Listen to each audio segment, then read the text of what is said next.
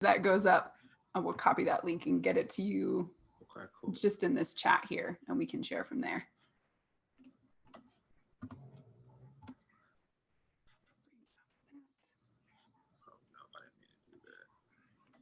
There we go. We are on. Let me get that to you here. All right, you should see that in the chat. Yeah. Let me know if that showed up.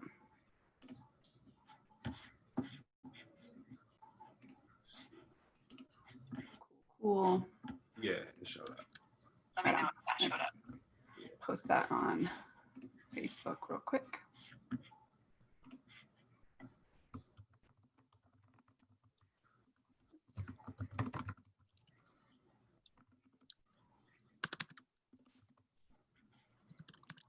And there we go. Cool beans.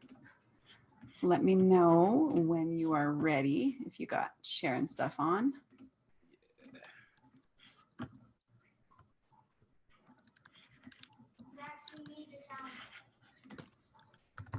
It's funny, the beginning is always just filled with the sound of keyboards. All right.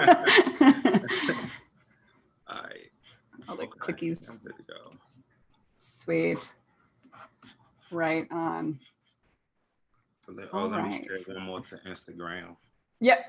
Do the It thing. used to be just like one way I could just hit one button and it just. I know. Like it would be everywhere. good if I had like at some point I would need to have like the fancy software and stuff to do it. But yeah. But it's all good. Zoom it is for now.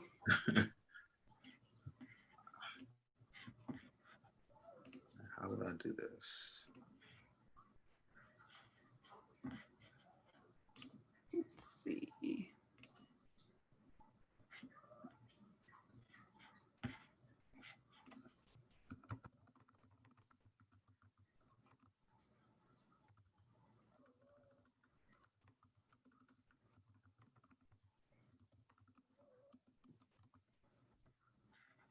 Okay, I'm sorry. No, you're good. You're totally good. All right, cool. I'm here. Alrighty, right on.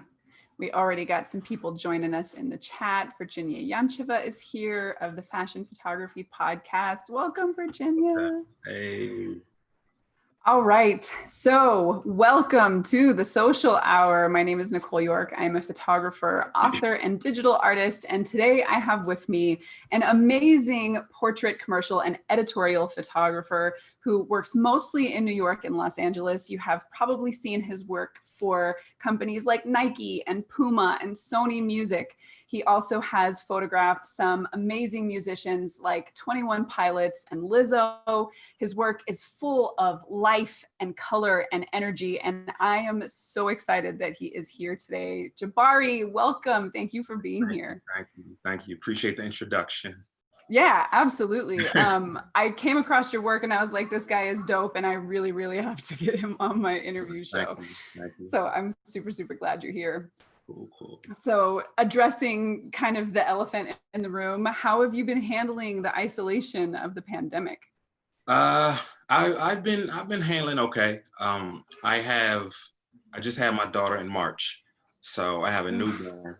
So it's been kind of it's different because I knew I was going to be home for a while because I'm in Maryland right now. Right. I mostly work in LA and New York. So I usually come home just for a period of time, see the family between work and head back out. But I was already home because my wife was pregnant. So I've been in the house for like all year already. And then when my daughter came, the plan was, okay, take some time off, be with the family, and then get back to work. So when everything happened and work basically didn't happen, we'll just hit a wall with COVID and everything. I just been in the house just with the family. So it's been odd because I have a lot of free time and I'm finding ways to be creative, but I don't really have time per se because, having two kids under the age of 4, with no school because my son's school is closed. So it's like, I may be trying to work on a mood board, but he wants to dance to like Baby Shark. And I'm like, okay, this is important. Let me put this mood board down. But I'm such like an energy person. I can lose it sometimes. So it's like if I'm working on the mood board, I like to just work through it. If I stop or get distracted. So I've been just, it's been in a weird way, it's kind of helped me force my way to create because my time is so limited that when I do get a moment, even if I don't feel like doing anything, I have to do something because I'm like, okay, I lucked up and got them both sleep at the same time. Let me get in Photoshop and do something. So in a weird way, it's been a challenge, but in a good way. And I feel like my patience is a lot better. I feel like I can withstand anything at this point, being in the house with these kids and everything, and just being isolated. But it's been good. Gratitude is important, so I don't let it get me too down. Agree. And it's nice that you've at least been able to be home while your littlest one is tiny, because I know that's too often when we work, we end up having to get separated from our babies when they're tiny. So it's got to be nice to have that time. I was looking at my phone of when my son was born to see how soon did I leave. And right. I know my son was born, he's 3.5 now, he'll be 4 in September. But I was like, after the first month, I was already, on the road. So it's kind of good that, my daughter's 3 months and I've been here like the whole time, and it's not like a FaceTime thing because, that gets old quickly, and, they don't always pay attention to the phone. So sometimes when I'm traveling, I want to talk. They're like, I don't know what this is. So, it gets frustrating. So yeah, that's been one positive thing. I've just been able to just really, take it all in. Right. And so normally, like outside of COVID, you travel a lot for work. Yeah, pretty much. It's funny, I don't work at home at all. Like I may luck up and get something in like the DC area or like Maryland, but based on my work, I never get anything here. So it's a weird thing where you don't live where you work. So when I want to work, I have to get on a plane or a train and go to New York. So when I lived in Los Angeles for a couple years. And so I kind of built my clientele in Los Angeles. Right. So, I'm kind of working backwards in a way where it's like, okay, I built up so much there. Let me start to build up things on the East Coast. So that's when I started to travel to New York more. And it was all just to be close to my family because I moved to LA before my son was born. And I would just come back and forth often to see family. But when he was born, it was like, okay, I want to be here. I want to be close to my son. So I just travel. It's like I find myself, flying like 2 to 3 times a month, just like constantly just, I don't want to miss anything. So it's like, I'll come home. It's like, just if I have a week off, I'll just fly home just to see them and then, fly back out. But yeah, I got a lot of miles though. That's one. Yeah, I bet. Dang. Is it something? So I know for some people, the travel for part of their job is something they really love. And for other people, it's just kind of like something they kind of have to do. How do you feel about travel? I like traveling. I'd like to be away. I think that helps to, you get to miss your partner. You get to, get that time off where you can just, fully focus on creating. So I kind of I like traveling, over time. I like it when it's scheduled, I guess I should say. I can actually schedule it, but you know how this is. Like I can get a call and, someone wants me to be somewhere in like a couple days. So I got to get up and do it. And it only time it really hurts is when I want to do something that's not connected to money. Because if I want to do something that's connected to money, I add a plane ticket to the budget, or I just say, okay, I got to lose a bit because I want to do this.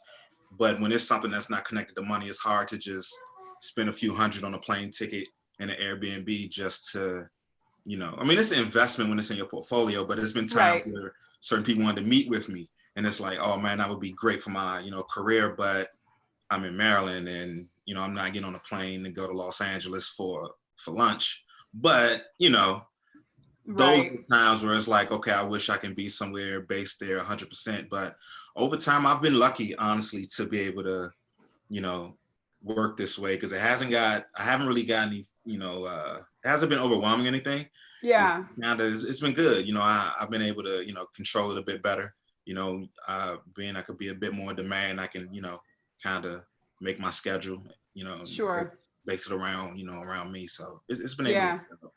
Do you find it easier to work in New York then, since you're so much closer? It's easier to get there, but that's about it. Because no one really knows I'm in New York. Like I try to, Right. I'm there. I try to put on like my stories. I send out, or my agent, she may send out like a memo to, a bunch of clients. Let them know I'm traveling to New York.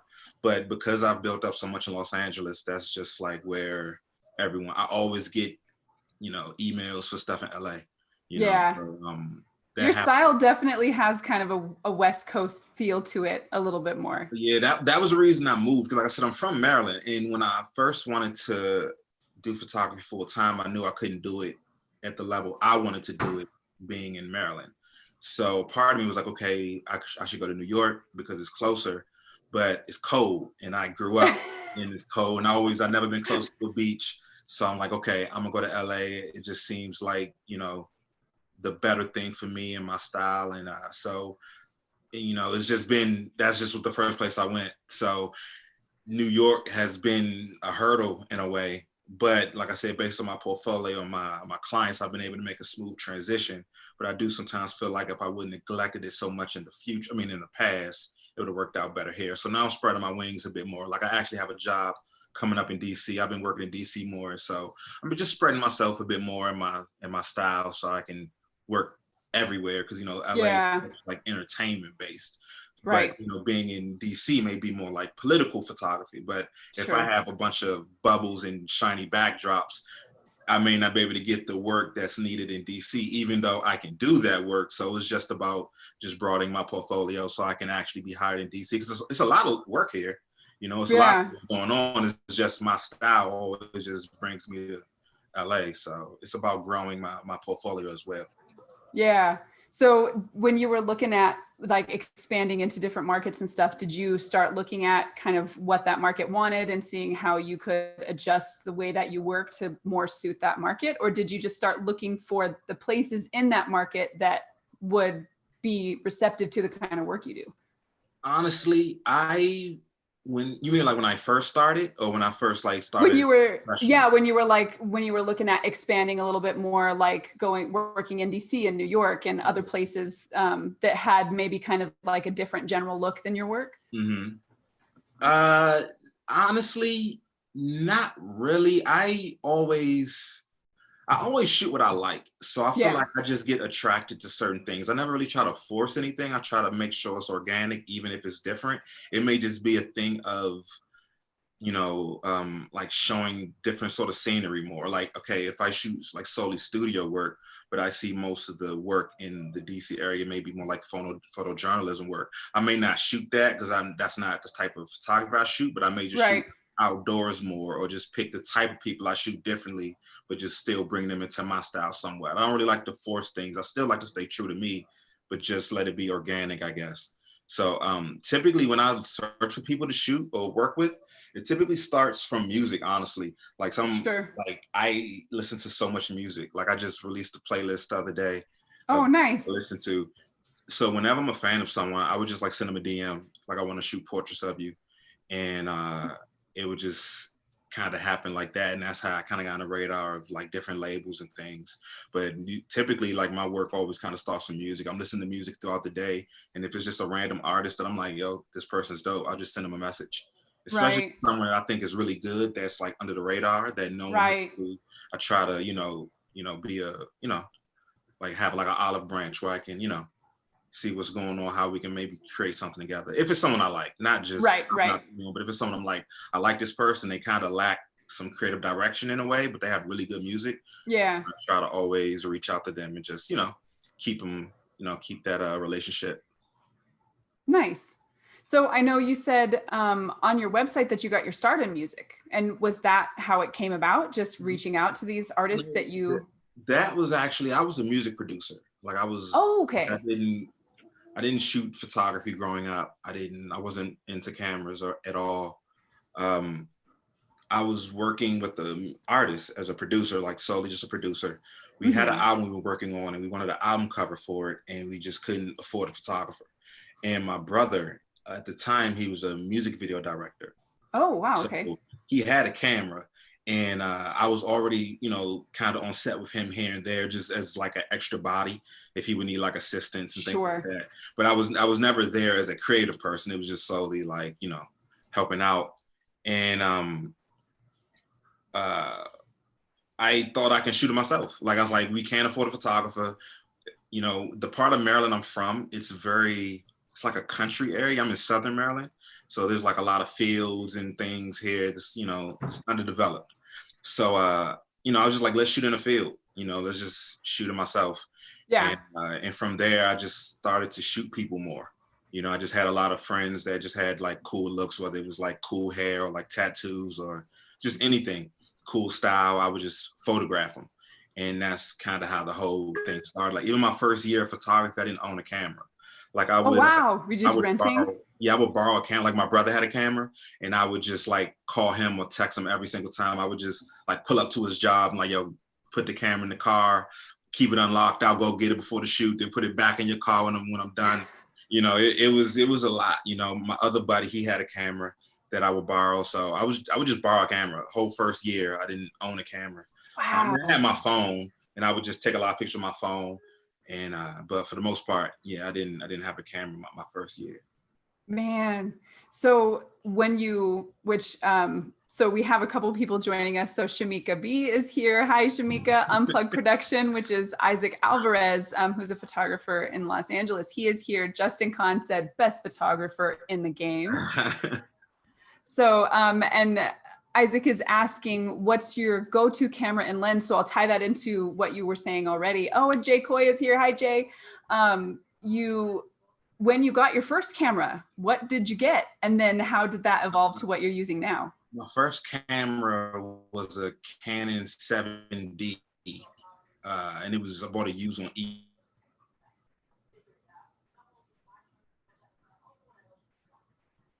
Oh, looks like we're frozen for a sec. Let's see what happens. Hopefully we'll come back. So hopefully we just stuck for a second. So to the commenters, while you guys are here, if you guys have any questions for Jabari, make sure to get them into the comments so we can answer them. Oh, you're back. Okay, good. Okay. You froze for a second on us. So you were saying that you got a Canon 7D. Yes, I got a Canon 7D, and with a 1755, it was used on eBay. And that was my first camera. And I used that camera until it basically wore off. I mean, just broke. Because it was used already. I didn't check how many shutter counts was. I didn't know anything. It just was, I need a camera. I went on YouTube, looked up what are some good portrait cameras, portrait lenses, and I said, okay, I can't afford any of those. So let me just go on eBay and just see what looks good. And I just bought that. My brother had a 7D already, but at the time when I bought my camera, I think he was using a 5D. But okay. I just remember I was using a 7D and I was already comfortable with like the Canon interface. So I just bought that and used it for everything. Right. And is that what you're doing now? Did you get with Canon and just stay with Canon, or are you using something else? I've been shooting just on Canon. Right now I'm shooting with the 5D. Mm-hmm. I mean, I'm sorry. The 5D Mark III. Yeah. I shoot on that, and mostly the 2470 and like the 7200 and like sometimes 5. But basically, it's all like Canon glass. Yeah. Do you find, is there a particular lens that suits your style of work? Like I have a couple friends who they're 24-70 users, and basically that's pretty much all they use, and you can really see how it affects their style. Do you find that works for you, or is it just whatever lens suits the vision? Honestly, I'm not really like a gear person. I always thought gear was overrated. I never thought it was important. So to be honest, I would just take pictures. Like, I just want to learn the settings. I feel like as long as it's a working camera and a working lens, it's fine. So I never really paid attention to, I was always what's affordable. And and that's not always the best way to be, but at the time it just was, what's affordable. So it never really was the thing where I couldn't, like, even if it was like, okay, I have the 1755, I would just do a tight crop in post. If I can't get like the shot, I would just do other things to make it work. And it's funny, and not to go on a tangent, but that's one of the reasons I kind of got good in Photoshop, because I didn't always have the best equipment. So I would have to find ways to make sometimes questionable quality still look good. So I used to have to get in Photoshop and try to make collages out of things and just try to make it just look interesting. But I've never been into equipment. I never thought it was important. I think people spend too much time on equipment. Now, if this is a certain thing you want to do, like if you want to be just like a macro photographer, then okay, you do need like a certain lens to get certain shots. It's like a very close range. But if it's just like portraits and just, I want to just take photos of people and just things, I don't think gear is important. So I never really paid any mind. I'm so glad to hear you say that because I'm the same way. I'm like, I don't really care. I will just use Yeah, whatever works. Like, gear's overrated. I feel like it's all on your vision. It's all on, what you want to do and yep. what you're creating, what your eye is, because I remember me and my buddy had the same exact camera and I was helping him out with tips, but it was like, he just couldn't get it, the same way I can get it, but we actually had like the same camera. And I always tell him, you don't need the best stuff, or what I have is what I have because I may be here, but it really doesn't matter to spend right. X amount of dollars. What you focus on is your eye. And as your eye gets better, I mean, people could get a billboard with an iPhone. So it's Yep. like, it doesn't really matter what you're shooting on. No one cares. That's the thing that only photographers care about. No one looks at a billboard and say, I wonder what they shot that with. People look at photos and say, either it's good or it's not. They could care less if you shot it with a pinhole camera, iPhone. Like some of these photos have so much compositing. It's not even a photo. It's like 3D. It's like no one really cares about that stuff. It's only photographers care about it. And I'm not saying they don't matter, but I'm just saying it's like at the end of the day, it doesn't matter what you're using. Yeah. I feel you. I feel the same way. So as you're working, like you initially start shooting for the people that you're working with, is that right? And then, so how do you go from, just doing that kind of supplementary to doing that full time? What was that like? In a weird way. Okay. So the whole time I was still like making music. And it just was really just taking photos of her, the artist I was working with. I would take photos of her like at her shows when we were in the studio working on music. Are you saying her as in her? Oh, no, I'm sorry, not her. I was just wondering. I was working with. I wish if I started with her. I was like, woo, that's a good start. No, I'm sorry, with the artists I was working with. Okay. I would shoot like portraits of her when we were like in the studio, traveling, things like that, because it was a good thing we were working on. We traveled to Sweden, we traveled to London. It was one of the first times I got on a plane is when I was working on music. So, it was like I was really into it where I felt like I didn't need photography. I felt like I was going to be successful in music. To make a long story short, sometimes people get successful. They start to feel a certain way. We were just working as friends, no contract. She decided that I don't need you anymore. Let me work on my own thing solo. And that kind of made me feel like, okay, I've worked with this one person for years. I thought that was my way, not my way, but I thought this was the thing that was going to take me to where I wanted to be. Right. Didn't work out. So I felt like, okay, I've been just taking pictures. I didn't have any music to work on, but I still had my camera. I just started to take photos of people and it just was like an organic thing. But it's weird because at the time I was very, I would say nervous because, you work on a project, you work on something that you think is going to have a big payoff one day. Then it just disappears, It kind of helped me in a way to put myself first and not be just the help. I don't use the word the help, not the help, but just to put yourself first and not always, coattail someone else for success. So it kind of helped me to be like an artist in my own sense where I was always behind the boards in a sense, working on music. So when that ended, I just started just continue to take photos and just creating on my own. And I just started putting photos just like on Tumblr. And that's when I first started getting some sort of recognition for my photos, people just sharing them, nothing major. And I just felt like something I wanted to do. I was working at the time, I had a full-time job. I was working for Department of Defense for DOD. So I had it was a government job. It was an easy job, So it, in a way, it made it where I didn't have to really be too stressed on photography. It didn't have to have so much overnight success. So I was able to actually create because I didn't really care about it for the money. It was solely because I just need to still have a creative outlet. So as I started to take pictures more, I just realized I really like doing this. Yeah.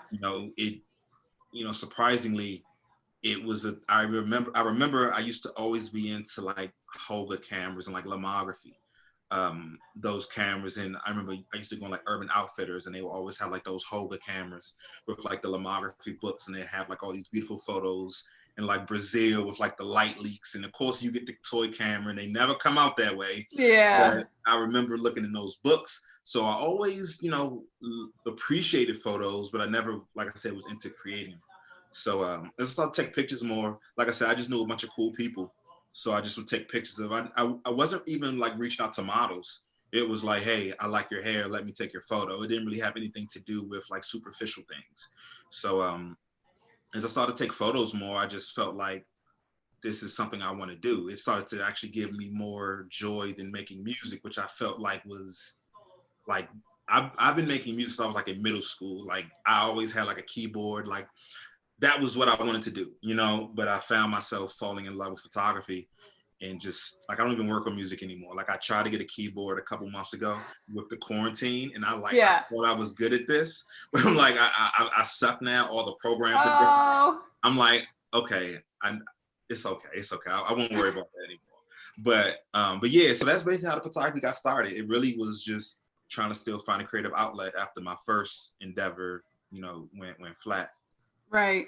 And then, so I know you have an agent now. So did that come about before your career really like got kickstarted and you started working with brands and stuff, or did you start Nah, your nah, career nah, and nah. then bring in an agent later? Yeah, like I said, I was working for DOD in Virginia, Arlington, and I was basically shooting just in my free time. Yeah. And after work, I would get off work like around 4 or 5 o'clock and just go straight to the studio and just take photos. And I would do that. And then over time, I just felt like I want to do this full time. Like I had a desk job, it wasn't fun. But the crazy thing is, it was a really good job as far as, just the pay. It was one of Right. the easiest jobs I had and the highest paying job. So even when I quit the job, I cried. The day I quit that job, I Oh. went to my car. I'm not like, I left. I told everyone bye. I went to my car and cried. Like, what did I just do? I just quit my job to be a photographer. I had health insurance. I had weekend, Ah. I had everything. So it was like, I really took a gamble because I just believed in myself. And I knew after a while of working with people, I said, okay, I want to work with better models. I want to work with better stylists, better just everything. Yeah. And I wanted to start, work with bigger clients, and there were no clients here. So when I, felt like I needed to move to Los Angeles, it was really like, I'm just betting on myself. Cause like I said, I had a cushy job. It was perfect. Everything was perfect about the job. It was nothing wrong with it. And it was like, great. It was perfect, and I just say, you know what, this is not what I want to do. And I quit and I moved to Los Angeles. My brother was already living in Los Angeles. He moved there like a year before me. We already kind of planned to move to LA because we were working on music. But when the music stopped, it was kind of like, we still want to do what we said we were going to do in Yeah. Los Angeles. So it was still kind of in the back of my mind that maybe I should move to LA one day just a change of pace. So I moved to Los Angeles. I lived with my brother for like the whole first year. Just like air mattress, couch. I thought I was going to go to Los Angeles and be like, everything was going to work out, because being from where I'm from, and I don't mean this in an arrogant way, but there are not a lot of photographers that shoot at a certain level. So Sure. sometimes when you're like a big fish in a small pond, you can feel like, yeah, I'm the best one, not the best one, but I'm one of the better ones here. I'm already getting recognition. Let me go to Los Angeles, not realizing it's a million other people just like me who already are good. I just didn't really think about it too much. I didn't really have a plan. It just was, I just want to do it. Yeah. So I went to Los Angeles, and my whole first year, I was shooting basically, I hate to even use this term, but like Instagram models. Sure. And nothing was coming from it. I was getting followers. I was getting, people sharing the photos, but no work was coming from it. A lot of the followers were just men who wanted to see just naked women. It wasn't really anything of value that I can say, okay, I got this amount of followers so I can get this job. I'm in front of these photo editors. It wasn't that. Yeah. It was basically like a number that, it was like an empty number in a way. I felt like I just wasn't really pushing myself good enough. And I wasn't really happy with the photos I was taking. And, I just started to just grow out of that. And I just started just to take photos. And I didn't have any like mentor or anything. So the whole time I basically would just do everything on my own, just send emails, send DMs. I would handle all my production from start to finish. And like I said, I would just hit up different artists and try to shoot photos. And how I got my first job was actually 21 Pilots. Was my first like major job. And it was funny because I didn't know who 21 Pilots at the time. I didn't know who they were. Yeah. And I lived with my brother. And I told my brother, I'm like, you ever heard 21 Pilots? He's like, are you like, they're huge. Like, that's not, I'm like, yeah, our director from Atlanta hit me up once we shoot 21 Pilots. And he was looking at me like I'm crazy. He was like, yo, you don't understand who 21 Pilots is. He's like, I was at a festival and saw them, like, they're huge. So I didn't know. So I told him, of course I was shooting. They looked cool. And I remember he asked me what was my rate. Yeah. And I worked a commercial job, never did anything. And I told him a number like $800. I said, I'll do it for $800. And he responded, LOL, we'll get you made more than that. I ended up getting like $7,500 to do the shoot. And it kind of made me feel like, I thought I was getting scammed at first. Like, there's no way these people are gonna give me $7,000. Like, I didn't have any commercial work. I didn't have anything in my port. It just was photos I was working on. And that's how I got my first job, where I felt like, oh, wow, I can really do this. You know, the day of the shoot, I was unprepared. I didn't tether. Like, I didn't know any better. Like, this was my first time shooting. But the photos came out great. It's funny, I had a meeting with Atlantic like last year, and they still have the photos up on the wall. So nice. I'm like, okay, it's good that they appreciate them. But it's like, at the time, I think back and I kind of cringe at how bad I did. But that was my first big job, where it was like, okay, I actually made some money, and I, met with some people that are really in this industry, and they just took a liking to my work. So that's when I felt like, okay, I can really do this. Because, like I said, for a while, I was just shooting, my friends, shooting people I met in Los Angeles, but it was no real success. Successful people, but not any success as a photographer. Right. So that was the first time. So this was I moved to Los Angeles in 2014, into 2014, I moved to Los Angeles.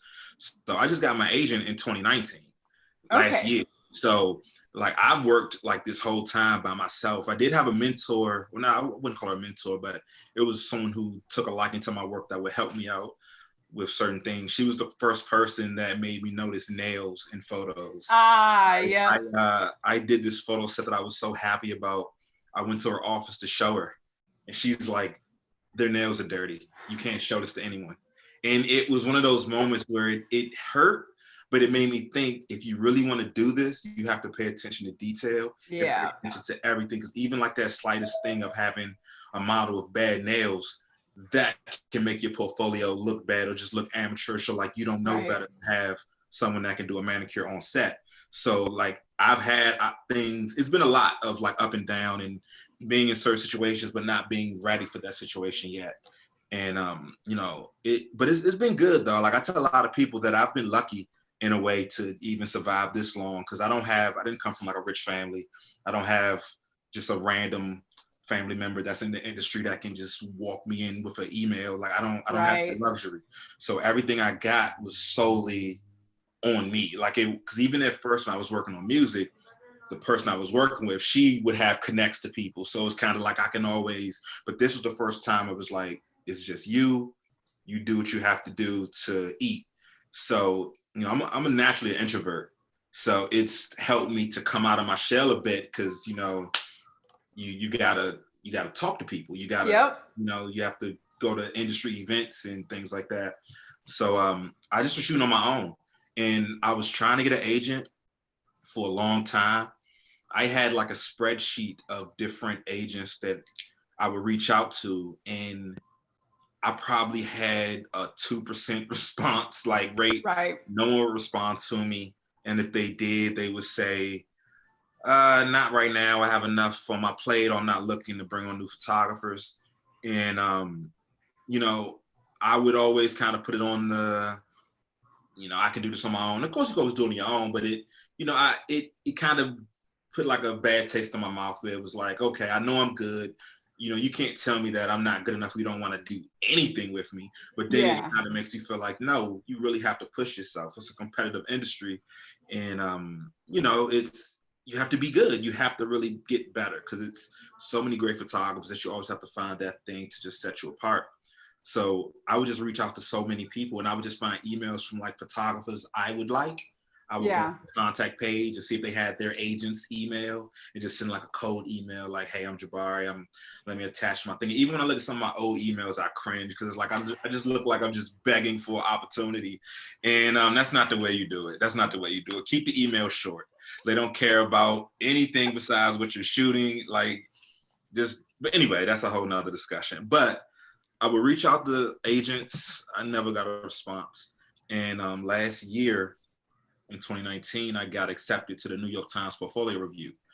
And when I was there, you know, I made a list of what I want to accomplish from going to this review.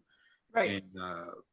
And the review was great. It was in New York. I went, and one thing I wanted to leave with was an agent because I always felt like I was good, but I would see who would shoot campaigns. And then I would notice every person that shoots something I would like to shoot seems to have an agent. Yeah. You know, I would just always notice that. I just look into a lot of things. Like I'm always looking for inspiration. So if I see like an Adidas campaign, I would say, who shot that? I just want to look at more of their work. Everyone just had contact my agent, contact this person. No one had like, and not saying you can't do that, but that's just what I noticed. Sure. So I felt like that was like the missing piece. It was just like me finding, you know, some help. And it could get overwhelming at times, you know, when you need to produce like a high level shoot. Right. You may need like the extra help. But anyway, I went to the portfolio review and I just expressed that what I was looking for. And it's funny, I met one editor and he said, you're not going to get an editor anytime. No, he said, you're not going to get an agent anytime soon with these photos. And when he said that, it was, I don't take things personal, you know, and honestly, I'd rather you be truthful. Don't sit in front of me and say, wow, you're great. You can make it. You just need this. When in truth, you feel like, yeah, you need to quit and get a job. You know, like I'd rather just be honest with me. Like I want honesty. I want transparency. I don't want anyone telling me anything about my work that's not true. Yeah. So anyway, I got a lot of bad reviews, but the one good review I got was from Dudley Brooks, who's a photo editor at Washington Post magazine. Yeah. And he put me in contact with my agent. And I sent her an email just saying, hey, Dudley gave me your contact. Her name is Zizi with Love Artist Agency. I'm like, Dudley gave me your contact. I would just love to meet with you. I just kept it because by that time I was so tired of sending emails. Yeah. Say, look, I'm Jabari. Here are my photos. Call me if you want me. You know, I just kind of left it at that. And so it was just very short. And we ended up meeting and we just meshed very well, you know, because when I had the first mentor, I feel like she tried to change my work. And just to be honest, I had too many Black people in my portfolio. I'll just be honest. And I didn't feel that way, but that's how it was presented to me as far as if you want to start getting these jobs, you need to change your portfolio a bit. Like even to the point of redoing photos with different people. And it was a thing where I didn't really, and what made it so odd was it was such good information that I got at certain times that it made it hard to really get fully into it. Because like I said, I learned about how to pay attention to detail. I remember at one time I used to do one light setups and I use that as like a badge of honor. Like I can do this with one light. Yeah. You need to evolve your lighting. You need to do other things. But I would wear that like it was like bragging points. Like I can do all these great photos with one light. And she would tell me, no, you need to evolve your lighting. All these photos look the same. So it was tons of things that I learned, but it was the other side of it that was, you know, I'm a Black man. I love being Black. I shoot what I like. And the thing is, my portfolio is very diverse, but I shoot what I like. So with my agent I have now, she never once questioned anything I shot, or, you know, it just felt very natural, felt very comfortable. She didn't try to change my clientele or anything, you know, and it's been a great relationship. You know, she's helped me get a lot more money that I was leaving on the table that I didn't realize. Right, right. Sometimes I think like these past years, I was like working for pennies when I realized how much money I was leaving on the table. And some of these clients Yeah. are recurring clients. Like I got more with her than I did when I was by myself with the same people. So with some things you just don't know as far as, excuse me, even on like the end of like licensing photos, Right. that part of it where it's like, I'm a creative, and not saying I need to be ignorant to the business side, but sometimes, it's good to just focus on what you can focus on. And of course, have the right people around you can trust them. Right. But, sometimes, I just want to focus on mood boards and shooting. Of course, I read my contracts, I understand all that, but Right. I just feel like I got to a point where it's getting a bit overwhelming, especially as I got bigger clients. Yeah. I just needed the right representation. So when you got that first job with Atlantic, how did they find you? I mean, was that through your work on Instagram or? Yeah, on Tumblr. On Tumblr. Yeah, V. His name is V. And it's funny, we still stay in contact. Like I always tell him, like he gave me my start. It's funny, we were supposed to work on a project right before COVID started. So I've been working with him for like my whole career. Yeah. But he's always looks out for me whenever something comes up at Atlantic. He always puts me up for it. He's just been really good people. So always, show him love. But he hit me up on Tumblr. It was just like, yo, I love your work. I want you to shoot 21 Pilots. Like it was very short. So that's why, it wasn't anything. They didn't have really a mood board or anything. It just was, we want you to shoot 21 Pilots. And that's just how it happened. It was just very random. I shot them at the studio in Los Angeles, a little hole in the wall studio, had homeless people outside. Like it wasn't a good look, but the day of the shoot, it went perfect. Like they were super cool. Like it just was a good day. So it went good. But yeah, they found me on Tumblr. He just hit me up randomly on Tumblr. And the funny thing, I never got a lot of messages on Tumblr. Right. But he just sent me a message on Tumblr. And that's how it got started. We exchanged emails, started talking via email. But it was That's just like so crazy. what I put up. And even before that, like I've never worked with anyone major. That was literally the first group and brand that I worked with that was like a major brand.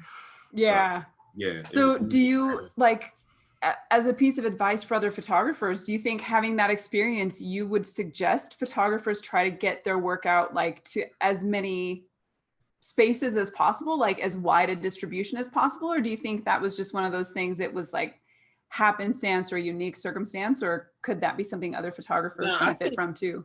I always go for, if it's free, use it.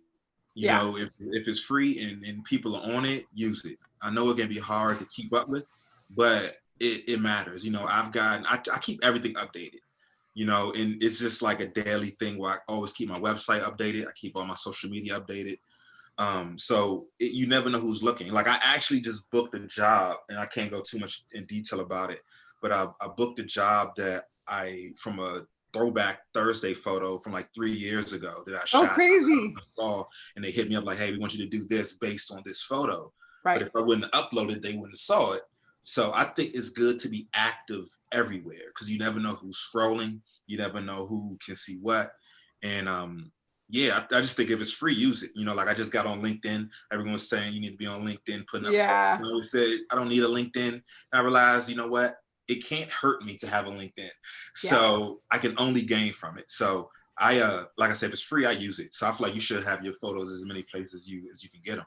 So do you manage like all of that part of it yourself, just getting photos out there to the different platforms you use, or do you have somebody who kind of helps you with social media, or how do you run that? I pick out all my own photos. I have like a group of like my family that I send like a photo to, like which one should you pick, like which one is good. But as far as like managing my photos and everything, I do everything. My agent, she will send out like email announcements when I'm traveling or when I have like new work. She has like her list of contacts. Yeah. But other than that, I just do everything on my own as far as, how I just manage my social media, my website and everything. I do everything on my own. Do you have any kind of like plan or schedule? Because I know for me, I get lost in the sauce. Like I have a few I can keep up with, and then I forget about I forget about Behance, and I forget about ArtStation, all this other stuff. I keep everything I need to post. I keep it in one folder on my iPhone. Okay. So I just go through the folder. So it's kind of easy because if I open up Instagram but I have Twitter right next to it, that will remind me to go on Twitter. So I just, like I said, I make a folder of everything I need to post. excuse me, I'm sorry. You're I okay. make a photo of everything I need to post, and I just go through it, and I just copy and paste captions and send it to different platforms. But it's been easy to keep up with. It never really was that hard. I never really had an issue with social media. Social media has always been pretty easy for me. I like talking to people. I Yeah. like looking at photos and just looking for new content and new people.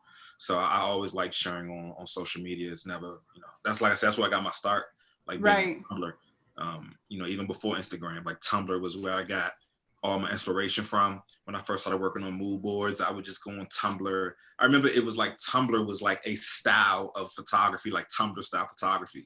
I remember I would Right. go to Tumblr and see all like those American Apparel style ads with the girls with the high socks with the rings on, like Yeah. era of Yeah. photography with like the pink hair and the flower crowns. Like that was the whole Tumblr era I started in. So I've always been just big on social media, just connecting with people. And like I said, not having the platform, not having like the backing of an agent or Right. the connections, I had to kind of use what I had.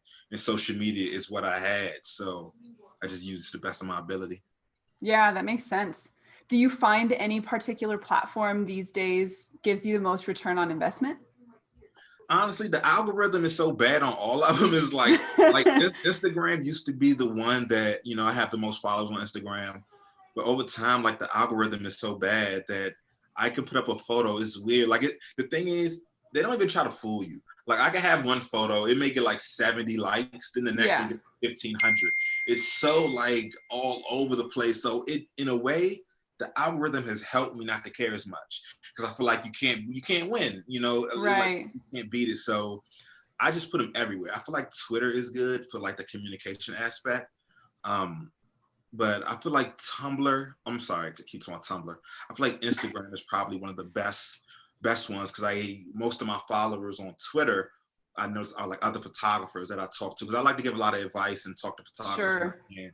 So I notice a lot of my Twitter followers are creatives, but on Right. Instagram, most of those followers are like photo editors and art directors. Okay. So I try to make sure I keep my Instagram at a certain level because a lot of people that are influential follow me there versus Twitter. I kind of, let my hair down and, talk shit about anything. I don't have to, care as much. So I feel more comfortable. I mean, I feel comfortable on both, but Instagram is always gives me the best because, that's where all the people are. It's funny, even if what I was talking about that the photo from 3 years ago. Yeah. The Right. creative director sent me a DM, for that. So it's like, I haven't really got a lot of work on Twitter. I've met a lot of creators on Twitter, but I haven't really got a lot of work on Twitter. So I would say Instagram is the best one. Everyone keeps saying LinkedIn is how you really get to the money, but I haven't had success on LinkedIn yet. So yeah, I've kind of been hearing the same thing, but it seems like that if you're starting late to the game on LinkedIn, it's probably going to take a little while before you start seeing like attention that way. Yeah, that's true. Let's get to a couple questions while we're here because we have some people kind of chiming in for stuff that they'd like to know. Lewis Tinsley says, do you work with retouchers now or do you still edit everything in-house? I color correct everything. I do all my color treatments. I don't work with a retoucher unless the client wants to. I'm open to working with retouchers because honestly, that can make my job easier. But when it comes to like the color correction and how that happens, I always do that. Like I don't let anyone color my photos. I color everything. But yeah, the retouching, it's rare, but it's times like it was one time I reached out to a retoucher just because like the skin was just a bit too textured for what I liked and I just didn't have the time for it. So I sent it out, but typically I do everything myself. But sometimes clients want to use a retoucher and I'm completely fine with that. Like I said, it can help me. If I can just have to do the color, it can still stay true to my style. As long as it's not anything over the top, because I don't like the over edited photos. I still wanted to look like true and rich. Like a real person? Yeah. But typically the clients I work with, they understand my style, so it never really goes too offbeat of what I typically produce on my own. Right on. Shamika wants to know what your favorite project is of your own. My favorite project? All right, I'll give you two. My favorite project I did of my own personal project was a project I did called The New Normal. which was, it's funny, this was the backdrop I used for it. Nice. It was a photo that I shot of a friend of mine. His name is Rich. And I shot him and his two sons, Cash and Jet. And they all have like free-form locks. And yeah. That was one of my favorite projects I worked on, just because I've never really seen anything like that. And Rich is one of those people that I've known for years. He's actually a tattoo artist. He's not a model or anything, but he's always had like these cool locks, like big form locks. So over the time, I've just noticed how, bigger and bigger they've gotten. So he's actually bringing up his sons now. They have the same hair. Yeah. So I thought it would be dope just to shoot just like a family portrait of just a Black family, a father with his kids, and they have like freeform locks. Because whenever you see family photos, they're so corny. They're like a bunch of people just smiling. They have like that sun, like the sun kiss in the back. And I just don't, and then you see a lot of, I have natural hair. My mother has natural hair. She's had her locks for over 20 years. Like everybody in my family has locks. I have West Indian in my background, my father. So it's like, it's just something cultural to me. Like it's very important. Like natural hair is very important to me. I'm raising my son with his natural hair. Good. He has his twist out. So, hair is important to me. So I thought that was one of the shots that projects I was able to do that really came out the way I wanted to come out. Right. You may do a project and it may come out good, but not exactly how you wanted to come out. I was able to get with a stylist who was able to like get me some nice clothes, and it just kind of just came together. Even like as I was shooting, I felt like, I can kind of go home at this point. Like I feel like it just came together so easy. Like it was one of my favorite projects. That was my favorite personal project. As far as one of my favorite commercial projects, I would probably say Doja Cat's album, Amala, may have been one of my favorite commercial projects because I shot her album cover, I shot all her single covers, and I directed her music video. Oh, so wow. That was one of the projects where I was actually able to do everything. Right. So that was one of my favorite commercial projects, just because I just felt like the whole rollout had my look on it. A lot of times I'm working for artists and they may work with another photographer on the next single cover, and then they direct the video with another director. So it may have an aesthetic to it, but it just is different people. Yeah. But at this point where I was able to do everything, it just felt like, this is great. It was just fun to do. And that's one thing I want to get more into, is like directing music videos and doing full, because I do graphic design as well. So like my dream project would be to have like an artist that take their photos, direct their music videos, like do their graphics, so I can just like be like the full creative eye for it. Because I still have that itch in me to do music, just because like, but anyway, not even on a tangent, but that would probably be my favorite project. Like the Doja Cat Amala project was good just because I was able to touch on so many pieces of it. And the Freeform was my favorite personal project. So on. I would say that. So do you feel like moving in that direction, is that somewhere like where you have more of a hand in kind of the visual look overall of releases like that? Is that somewhere you'd like to go, where you're doing more directing, more graphic design, as a whole? Yeah, definitely. Like one of the things I told myself I'm going to do is, because I feel like if you have a talent, you should use it, Right. So I definitely want to get more into art direction and more like into creative direction. Only because I feel like I have the eye for it and I understand artists so well. And that may be because, I was an artist at one point, or in the music at one point. And I don't always want to have to touch my camera to work. I don't want to always have to be taking photos. And honestly, I don't want to always have to shoot everything. Like I'm really a fan of photography. So if it's a thing where I could creative direct something with another photographer, I would like to do that because I love other photographers as well. So that's definitely something I want to get into, just, broadening things and getting a more like creative direction and art direction just in general. Like even like I work on like mock-up merch and like tour flyers now just to get, just like idea of things, and just to get a bit more comfortable with it. But that's definitely something I want to do in the future.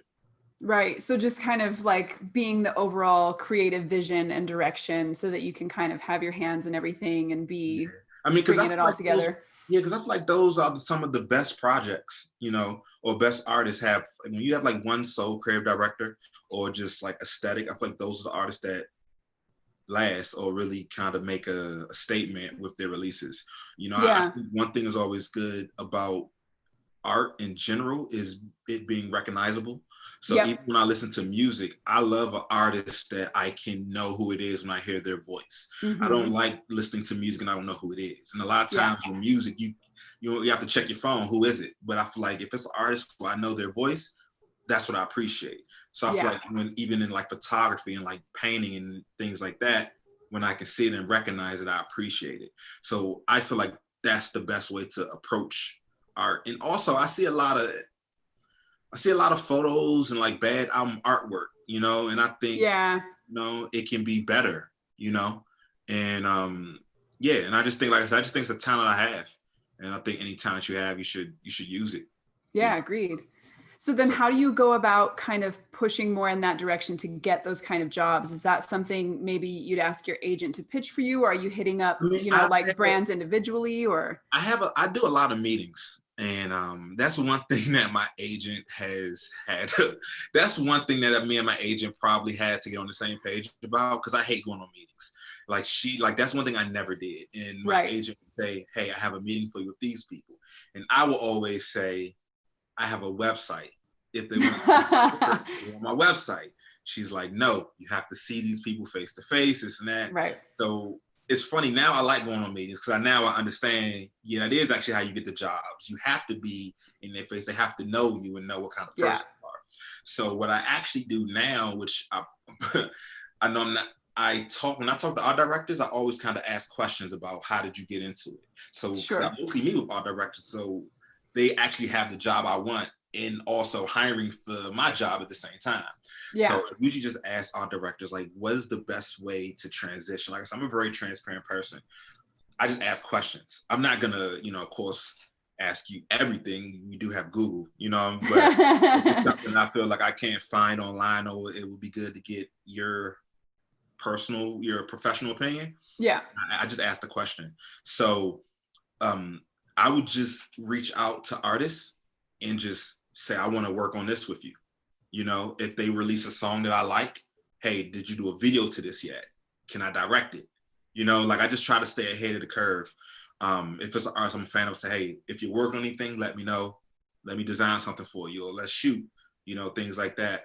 Or if it's an artist that I like that's on a label and I have a connection to the art director of that person, hey, can you link me with so-and-so? I would love to work on this with them. And then it's good to present like mock-up stuff. So I would present Sure. like a mock-up merch, mock-up CD cover, like just mock-up, just full rollout, just to show this is what I can do. And I think that's one thing that's actually helped my photography, because I'm so visual that, they don't have to really worry much, because I feel like I have like that art direction mentality, so they can kind of rely on me to bring the vision full and not be so built up in the photo, because it's not always about the photo when you talk about like album packaging. You have to remember where Right. the text is gonna go. You have to remember about so many things. You have to remember about. You have to remember about like detailed shots for like the booklets. Everything can't just be a portrait. There's just a lot you have to do. So Sure. you have to leave a lot of free space for flyers. Everything can't be too tight. You have to, composition is important.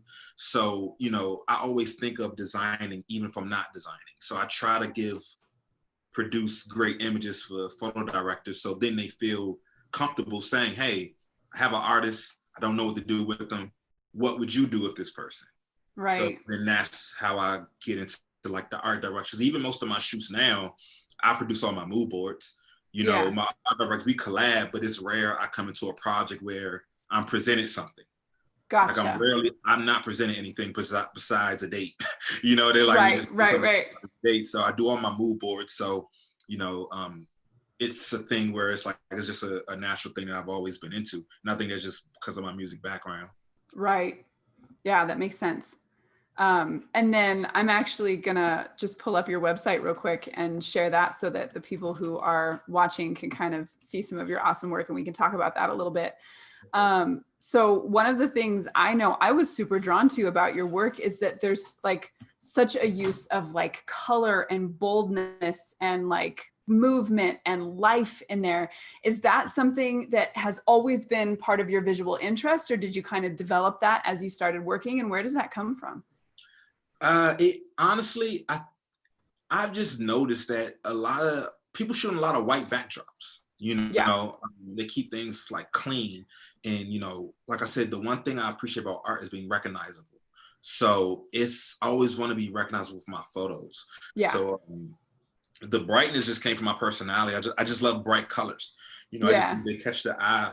The way they catch the eye is great.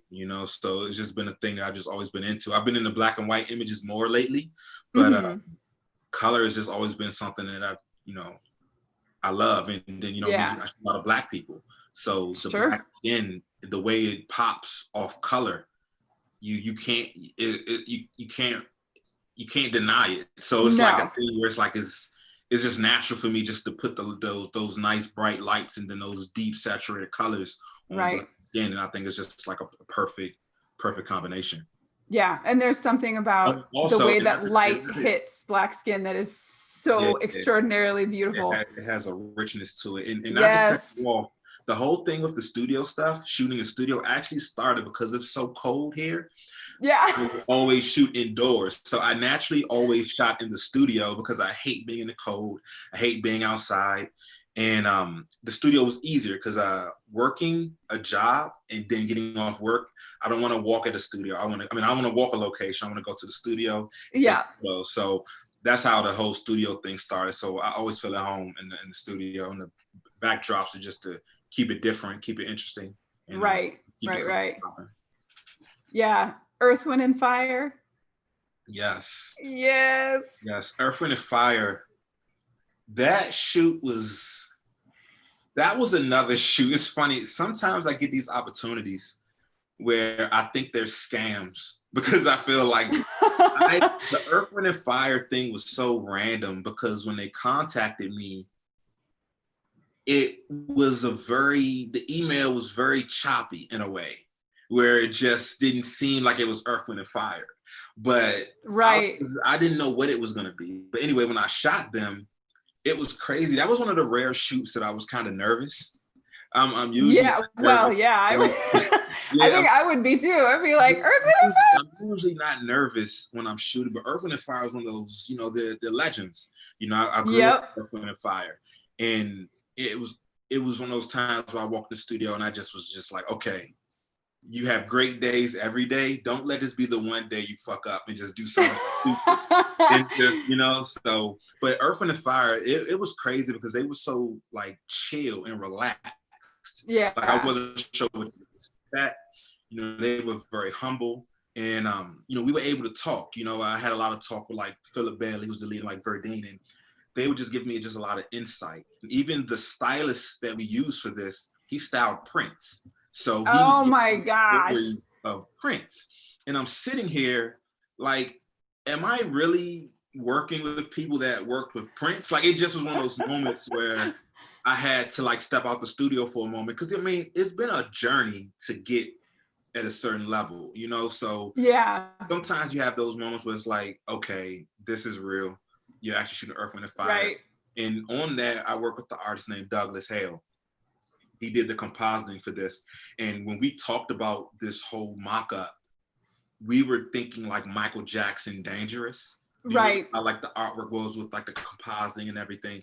So we worked on this at least like 2 months. We were just going back and forth with different edits and just trying to figure out, what was the best way to make them look modern, but still true to like the Earth, Wind, and Fire. Because what we didn't want to do is make them look like they're trying to be something they're not.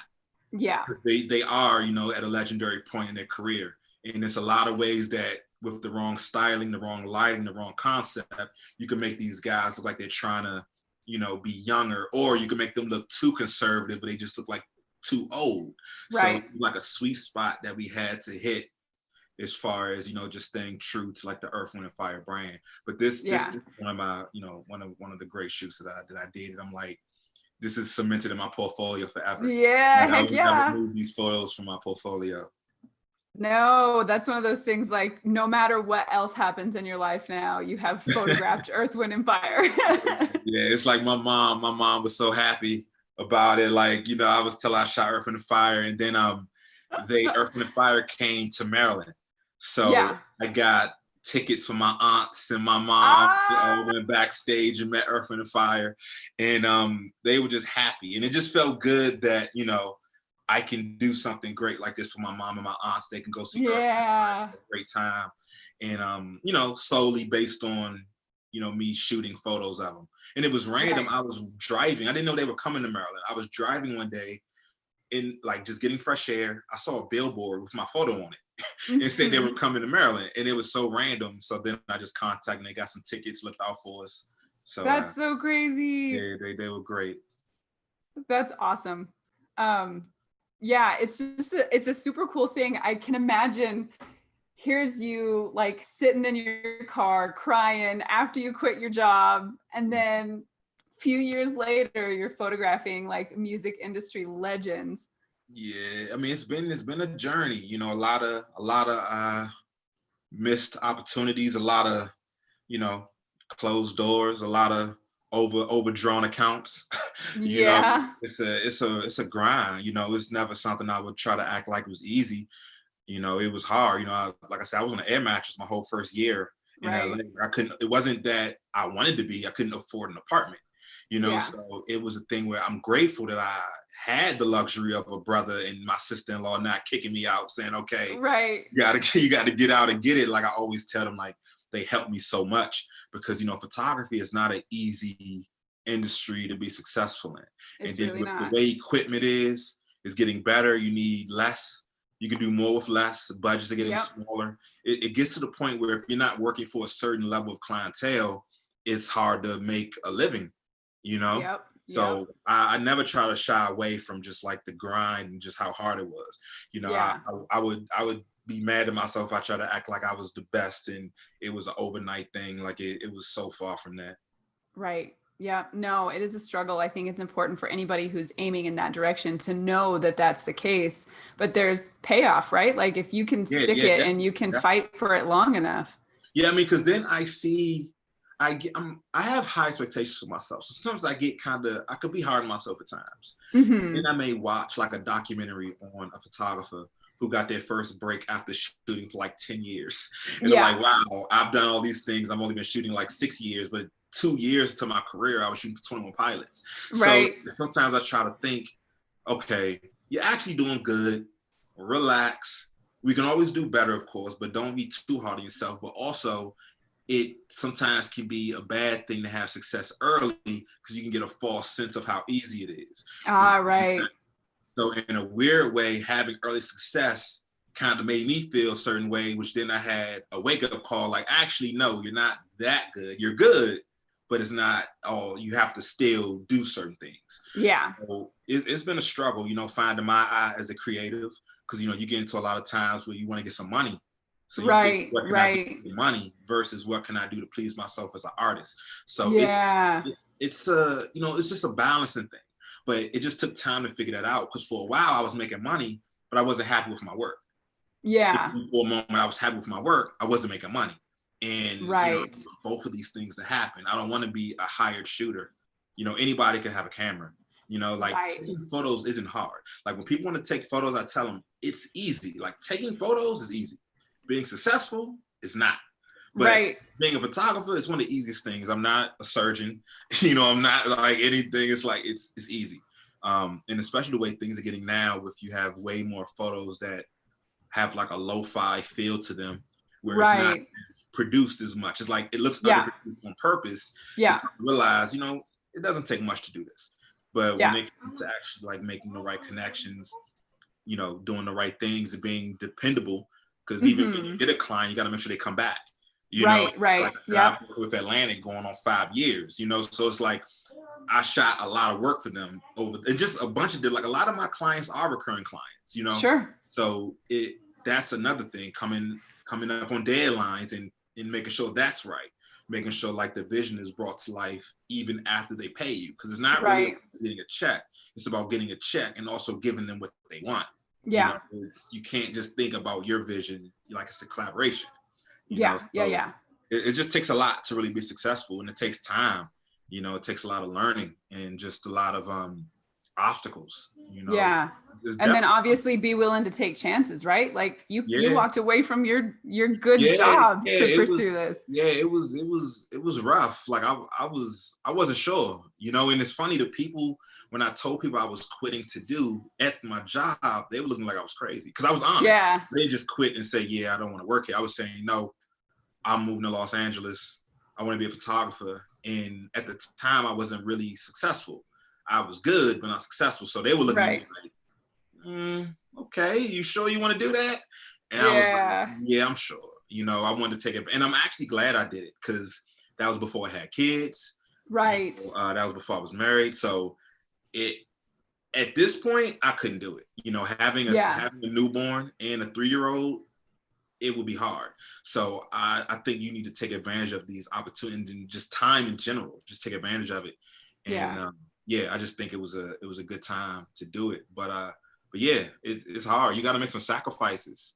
You Yeah, have for to be sure. honest with yourself about what you're shooting, and is it really good? Is it really good enough to get you what you want to get you? Right. Because a lot of us can take great photos, but when you really want to get into a certain lane of, a 20K day, it takes a certain type of person to get to a 20K day. Right. Not just giving that away, but it is out here. It's possible. Yeah. Yeah. Yeah. It's possible. So you just have to really just push yourself and really decide what you want to do as far as the type of work you want to do. I always say, not being as wide ranged is good in a way. Like being hired for a Right. style is good. Right. I never Right. want to be hired to be a photographer. Like anybody could do that. I want to be hired for my backdrops, for my editing, for my approach to creativity. Yeah. That's something that can't be mimicked. Of course, you can look at my work and say, how can I do a Jabari Jacobs photo? That's fine, whatever. But as far as like the realness that I have to my work, I don't feel it could be duplicated in a sense where if you have access to me, you would hire me, not someone Right. else to do it. Right. Yeah. So do you think, is there then advice you could give to somebody who wants to make it in that field? Do they need to learn how to become a certain type of person who can like hustle and make sacrifices and be relentless? Or I think the biggest thing is not really taking no for an answer, but understanding that photography is so much deeper than taking photos. I think looking at it at face value, you think I take photos, I'm good, that's the end. No, you actually have to be cool on set. Like even yeah. on set, how you act can be the determining factor if you're brought back again. Yeah. I can still produce good photos. They say, yeah, he was kind of weird. It may not bring me back. If I didn't talk as much, or if I was rude to people, Right. if I yelled at a stylist because she wasn't fast enough on some sunglasses, that can be like, we're not going to work with him again. Yeah. You have to, if they have a deadline, reach that deadline. It's a way you present your photo. It's a way you send emails. It's a way you present mood boards. It's a lot deeper than just taking photos. So that is one thing I try to tell people.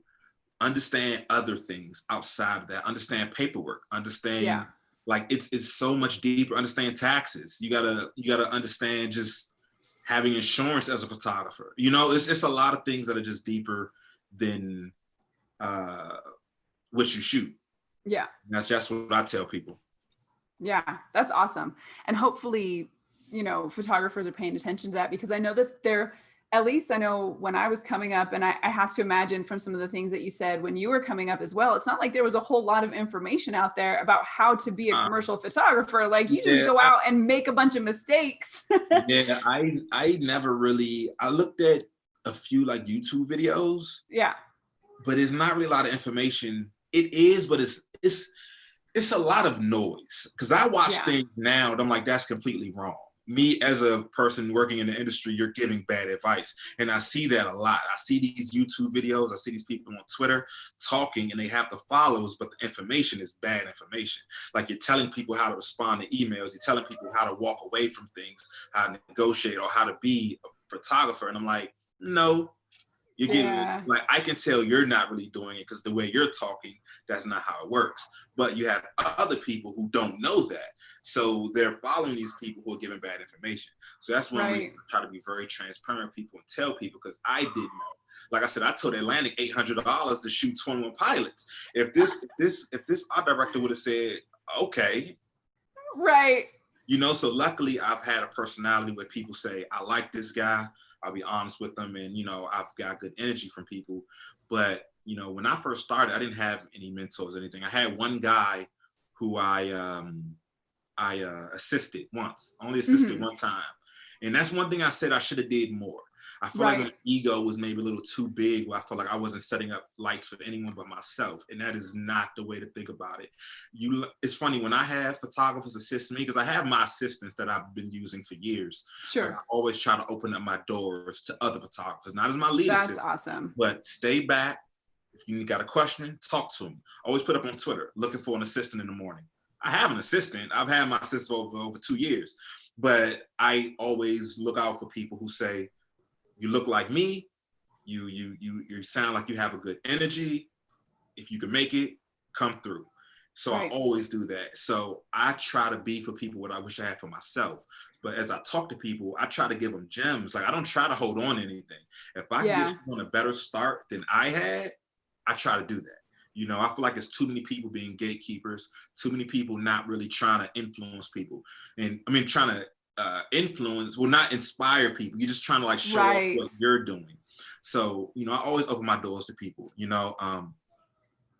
just come through. Of course you can't open it to anybody, but when I try to base it on, if you don't shoot like me, I'll invite you, because I'm not going to bring you in just so you can mimic everything I do. So I try to base it on, I like this person's energy. I can tell they're just missing certain things.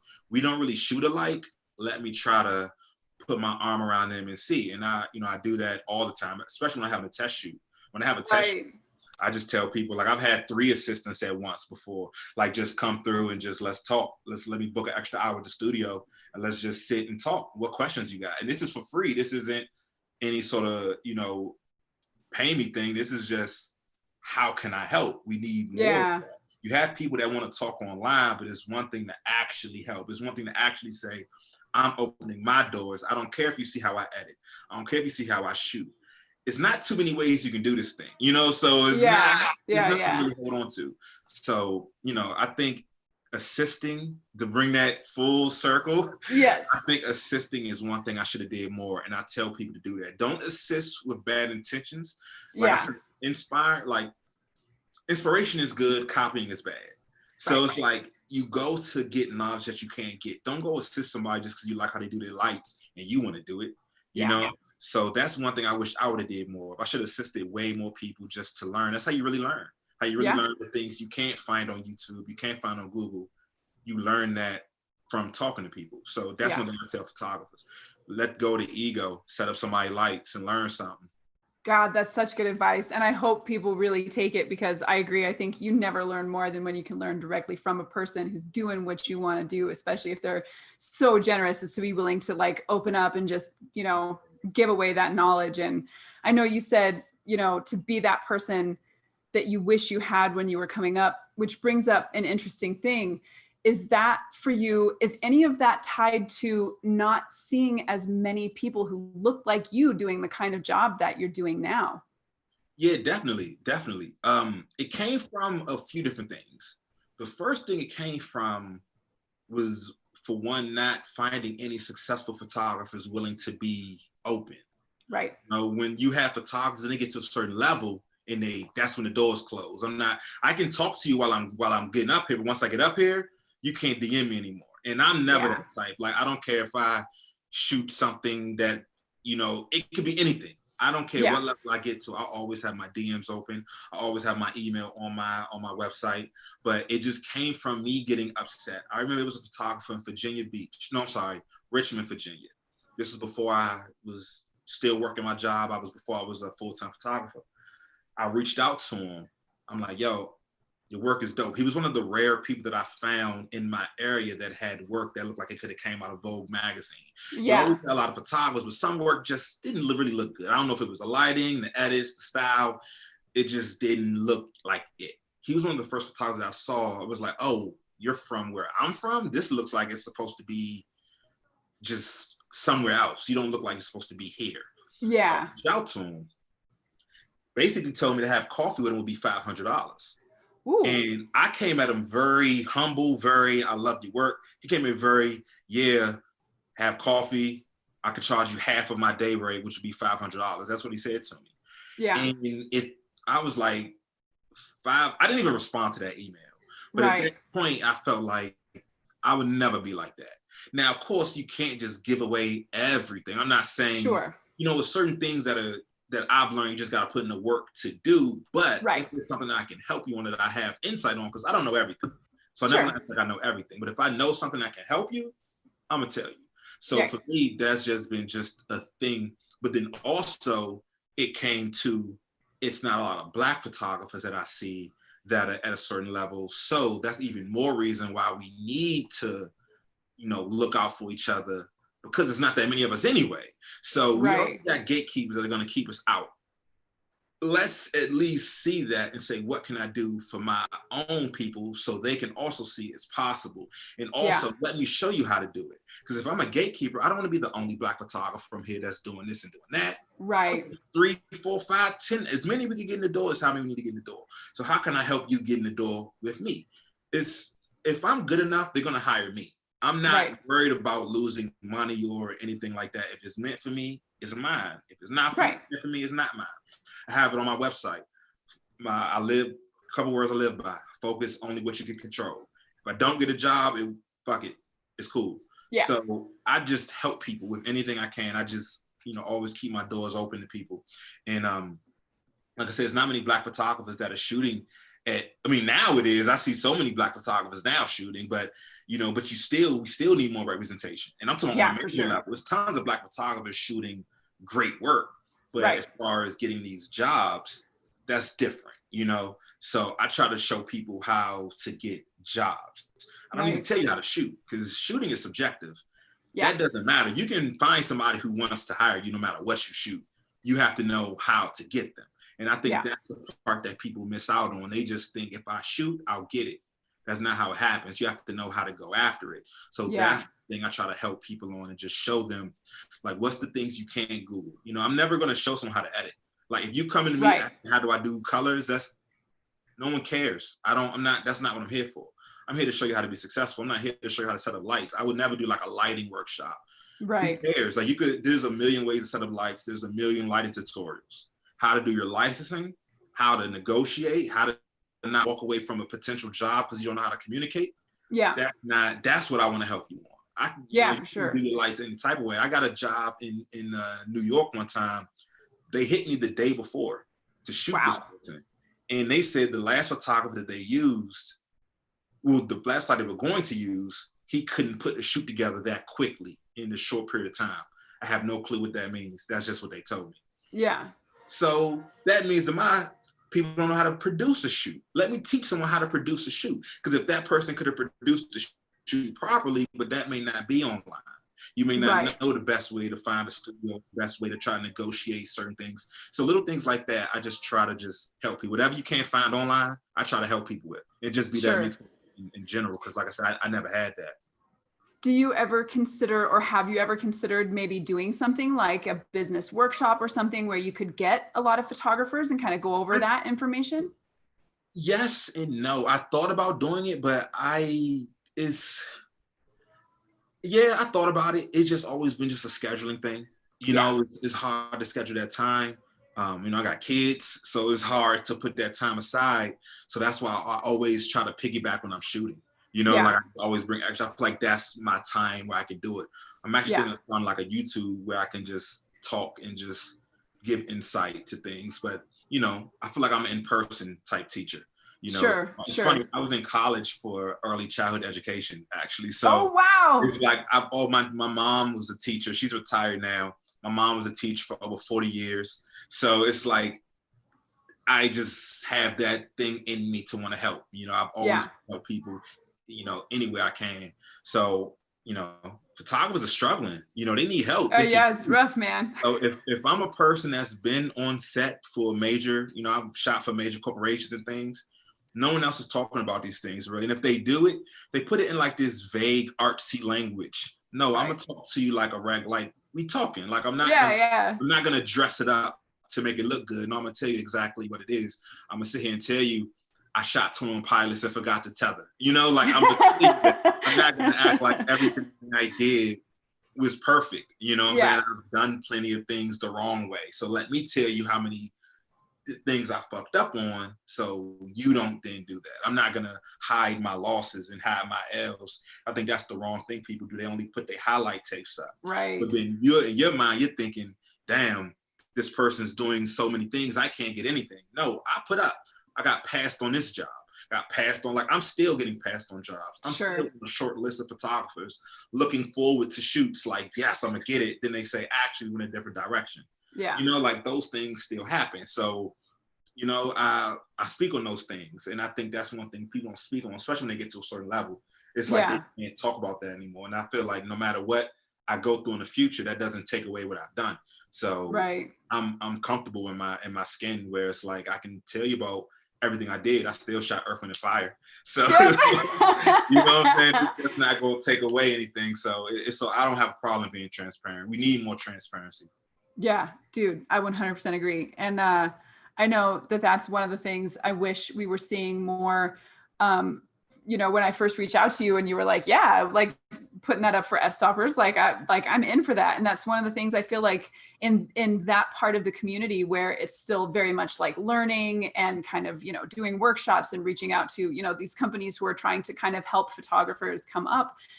There's so little like diversity and representation in a lot of those spaces. And I know you told me that you are working on a project right now called See in Black. So can you tell us a little bit more about that? Let's make sure we get to that. Yeah, that was a project brought to me by Joshua Kissy, who's a photographer. It launches on Friday. So I don't want to say too much because I know they're trying to roll it out a certain way.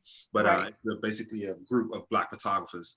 And with, the deaths of just George Floyd, Breonna Taylor, just the countless names, we're just trying to find what can we do to do our part. And we're selling prints and gonna just donate the money to different, Black organizations. But, there's some big names on there as far as like the photographers. These are like great photographers. So when I just got the list, because he reached out to me, I just said, I didn't even know who was part of it. Yes, anything I can do, especially from people that look like me, just for anyone who's in need, I'm with it. So I was cool. I'm like, oh, this is dope. So it's just something just to, do my part and try to donate and just bring attention to, what's going on in the country right now. We're just in the world. I shouldn't even say the country. Right. The entire world right now. Right now with just, the riots and the police brutality and everything. That's just something we wanted to do as Black photographers. Just not just, tweet about it, just what can we do to actually, put some money into it and just put our art into it. And I think that's a good thing. So shout out to Joshua. This is something he's working on. He has other founders in it, but he's the one that I've been in contact with. But it's a dope project. I have some really dope shots that are going to be available for sale. So awesome. I'm excited about it. So should people be just making sure they follow in your social media so they, whenever that launches and stuff, they can because I mean, they have a website, seeinblack.com. It's SEE. Perfect. It's spelled the right way. And it's just a website you can go on. It's still very, mysterious right now. It's not too detailed, but on Friday when it launches, everything will be on there. So Friday is the day to, it'll actually be live. But yeah, it's something great that I'm happy to be a part of. I was trying to figure out what I could do, outside of money, signing petitions, even from like a creative. I never really got into, I hate to even say this, but I always kept my work very just in the editorial lane, So I never really got into, I always capture my people, but I never got into like political style work. I never really had like political statements in my work. So I've been thinking about, I mean, you can't ignore what's going on right now. Even as a Black man, I've understood it. I'm happy and everyone sees now, but it's something that's just been going on forever. Like, and even thinking now, I don't location scout anymore. Like I used to location, and me as a Black man, I don't feel comfortable just walking around, just looking at things. And it's weird that even location scouting for some people is a privilege. Like I can't just walk around and look at, like, especially where I'm at now, I'm in Southern Maryland. And the thing is, it's beautiful out here. You have these fields, you have these barns, but certain people run those places. Even yesterday, I was location scouting, and it's this beautiful field. Horses everywhere. It looks like a Windows wallpaper. And in my mind, I'm like, this is it. I'm like, this is it. I see two big Trump Pence banners on the barn. Me as a black man, I'm not walking up there asking, can I even pay you to use your barn? But I wouldn't even feel comfortable just looking around. Like, it's just a certain energy, just as a black man, that we get, that I just find myself, let me stay in the studio, you know, or let me go to a national park. Like, I don't go to like obscure locations, you know? So I don't even know how I got on that tangent, but that's just, you know, part of, you know, being a black man in photography, and even on set, being one of the only black people on set, as I've been able to, I don't know how to use the word, I'm more in demand, I can say what I want more. So let me bring my team on. So instead of me being the only black man on set, or black person on set, when I send my mood boards in, I have my makeup artist, my stylist, my hair person, all that. So I try to put people in those positions. Like, one thing I never try to do is have people that have worked with me, but when I get an opportunity to put them on, now that I have a budget, let me go pick this celebrity stylist. Now, I don't do it. If you were with me when we were working in this hole in the wall studio, creating these beautiful images, now when I'm in Milk Studios getting paid $10K for the day, let me get you your $5K for the day, because you know, with me. Not let me, let me get the same person that was styling, you know, whatever star. Right. You know, so that's another thing I try to do, just as a black person. I just try to put my people on. And, you know, I got eyes. I'm only black man on set a lot of times. You know, I look around and it's just me. You know, I still play my music. I still stay true to myself, and, you know, I just stay true to me, you know, and I think that's one reason people do appreciate me. I don't try to switch who I am. I'm just the same every day. But, you know, just helping my people, that's just another thing I do. I always constantly just try to bring my team in and put them in positions, because I believe in people. I don't care about your portfolio. I can see it and I can tell. I can give you a certain job and you can do that. You know, regardless of if you haven't had that person, I'll vouch for you. Or I feel like I can also save you. We're a team.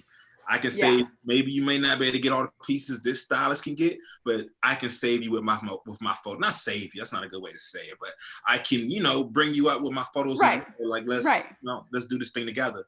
And I think that's one thing a lot of, you know, black photographers should do, just black creators in general. You know, we just need to have more representation. And if we can control the representation, do what you can. Now, of course, some artists already have their whole glam team. I can't bring my team with me everywhere. But if I have the opportunity to bring in some people, definitely bringing in some people that look like me, just because I've been on set too many times and no one else looks like me. Right, for sure.